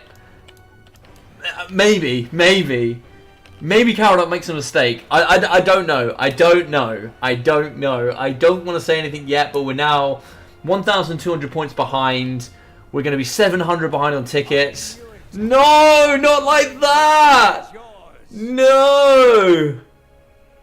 Caradoc, ladies and gentlemen, is going to be the number 13 WWC winner here, and he will be moving on into the final. Well, GG's, well played. Man, that hell of a game. I loved the start from Caradoc. He went full nuts deep. I'm bringing this. What are you going to do about it? Infantry is so strong here. With the amount of spearmen he had in the pocket, the cavalry just had nowhere to call home immediately. But the skirmish fight at the front was really, really impressive. I mean, there was a hell of a series between these two. A hell of a series. Two really nice blokes going and just giving everything here on the live stream. Fantastic stuff. 1.2 going up against 1.2. Really close there on the casters. We saw 900 and 370 there from the Marauder Horseman. The other ones didn't even get summoned in the end, actually. So 4 here. So 480, 570, 520, and 766. Yeah, GG's well played. GG's well played. GG's well played. So we saw 680 there from the Chaos Warriors, 500, 900. Out of interest, Satsuma, looking at this matchup again, for the people back home, is there anything you would have changed? Would you change your starting army a little bit? Is there something you would have brought more of, something you would have brought less of? Very interested in your thoughts. 370, 260, 660 there for the Devoted Marauders. So in the backside for Caradoc, he actually had a couple of spawn ready to go. Didn't see that here from this side. Chaos Warriors would have actually done really well, I would have thought. So 990, 300 there from the Hell Striders. What did we get from these ones? Yeah, 1,000 and then 400 as well. So pretty decent values overall. Caradoc came in with the remainder. So 1.3, 750, yeah, 1.5 and 1,100. Very interesting. It's definitely on that second game we saw Satsuma very much dominating with the Hell Striders, but on this one, you're seeing that Caradoc got the advantage there. GG 7 AM for me. Oh man, Chaos game should have been a loss by me. Listen, man, you both played super well, super well. GG's to both of you. GG's to both of you. A hell of a series. Yeah, very good stuff. 7 AM, man. I don't know how you're doing it, bro. I don't know how you're doing it, but you've absolutely smashed it. I mean, it's 1 AM here, and I'm... Caradoc, you're out in Russia, right? If I remember correctly. I believe. That could be wrong. But I believe you're out in Russia, man. But yeah, that's crazy. It's 1 AM here, and I've got to be up for work tomorrow. So, yeah. Yeah, GG's and well played. Yeah, really well played. Also to have... both of you guys back on live stream again. It's been far too long. It's been far too long to have both of you back on. So yeah, well played. I'll write that up there on the scoreboard. 2-1 there to Caradoc, and he will be going through. Firstly, thank you very much to everyone that played. It really does mean a lot here for the community to see all of you guys going head to head up against each other. It's been excellent to cast and excellent to watch. Yeah, so thank you for that again. Thank you for all of you that have watched, and if you enjoyed it, of course, do smash that like button. Feel free to subscribe. It goes a long way. I'm going to say this one more time very quickly for you all. The last 3 weeks, I've been smashed every single day with work, and it has been brutal for me to get any content out. Thank you. Yeah, like every single one that you have seen of me doing live streams are the only evenings that I've had available. That's it for the last 3 weeks. That's all I've had. So I've done all of them. So as of after Saturday, so after tomorrow, good night, my friend Caradoc. You take care of yourself, and we'll be seeing you as you move on. Going forward in December, I'm back. I'm going to be doing more. I'm going to be getting more involved. Battlemania, Short Bids is back. More videos. everything's gonna be back to usual. So just keep an eye out for that, guys, please. Yeah, no, I'll be back. Join the Discord. I'm gonna be picking up more students now. I had a set amount of students that I was happy to coach. You know, I have a limit in my head of how many times per week as well that I can coach. So yeah, you know, depending on how things work out, maybe I can take on a few more. Let me know if you're interested, but you know, everything else, etc. Thank you very much to the guys from the WWC. You know, without them, this wouldn't work. So just a big heads up there for VM Moores. Excellent guy. He has worked super hard to make sure that this works. So big thank you to him, as well as Samurai Warrior. Without those two, listen, this doesn't happen. So thank you very much, guys. You've done an absolutely excellent, fantastic job. Thank you for Hanadins today. I don't know if he's still going to be online, but big shout out to him. He's been my executive admin today, and you know, one of the ODM boys, one of my boys, who you know, obviously helps me with the live streams, etc. So thank you very much to him. A good way of saying thank you to him, I guess, would be a shout out for all of their stuff. So, yeah. So if you guys want to check them out, they're on Twitch, the ODM boys. I think, you know, this is the best way I can say thank you.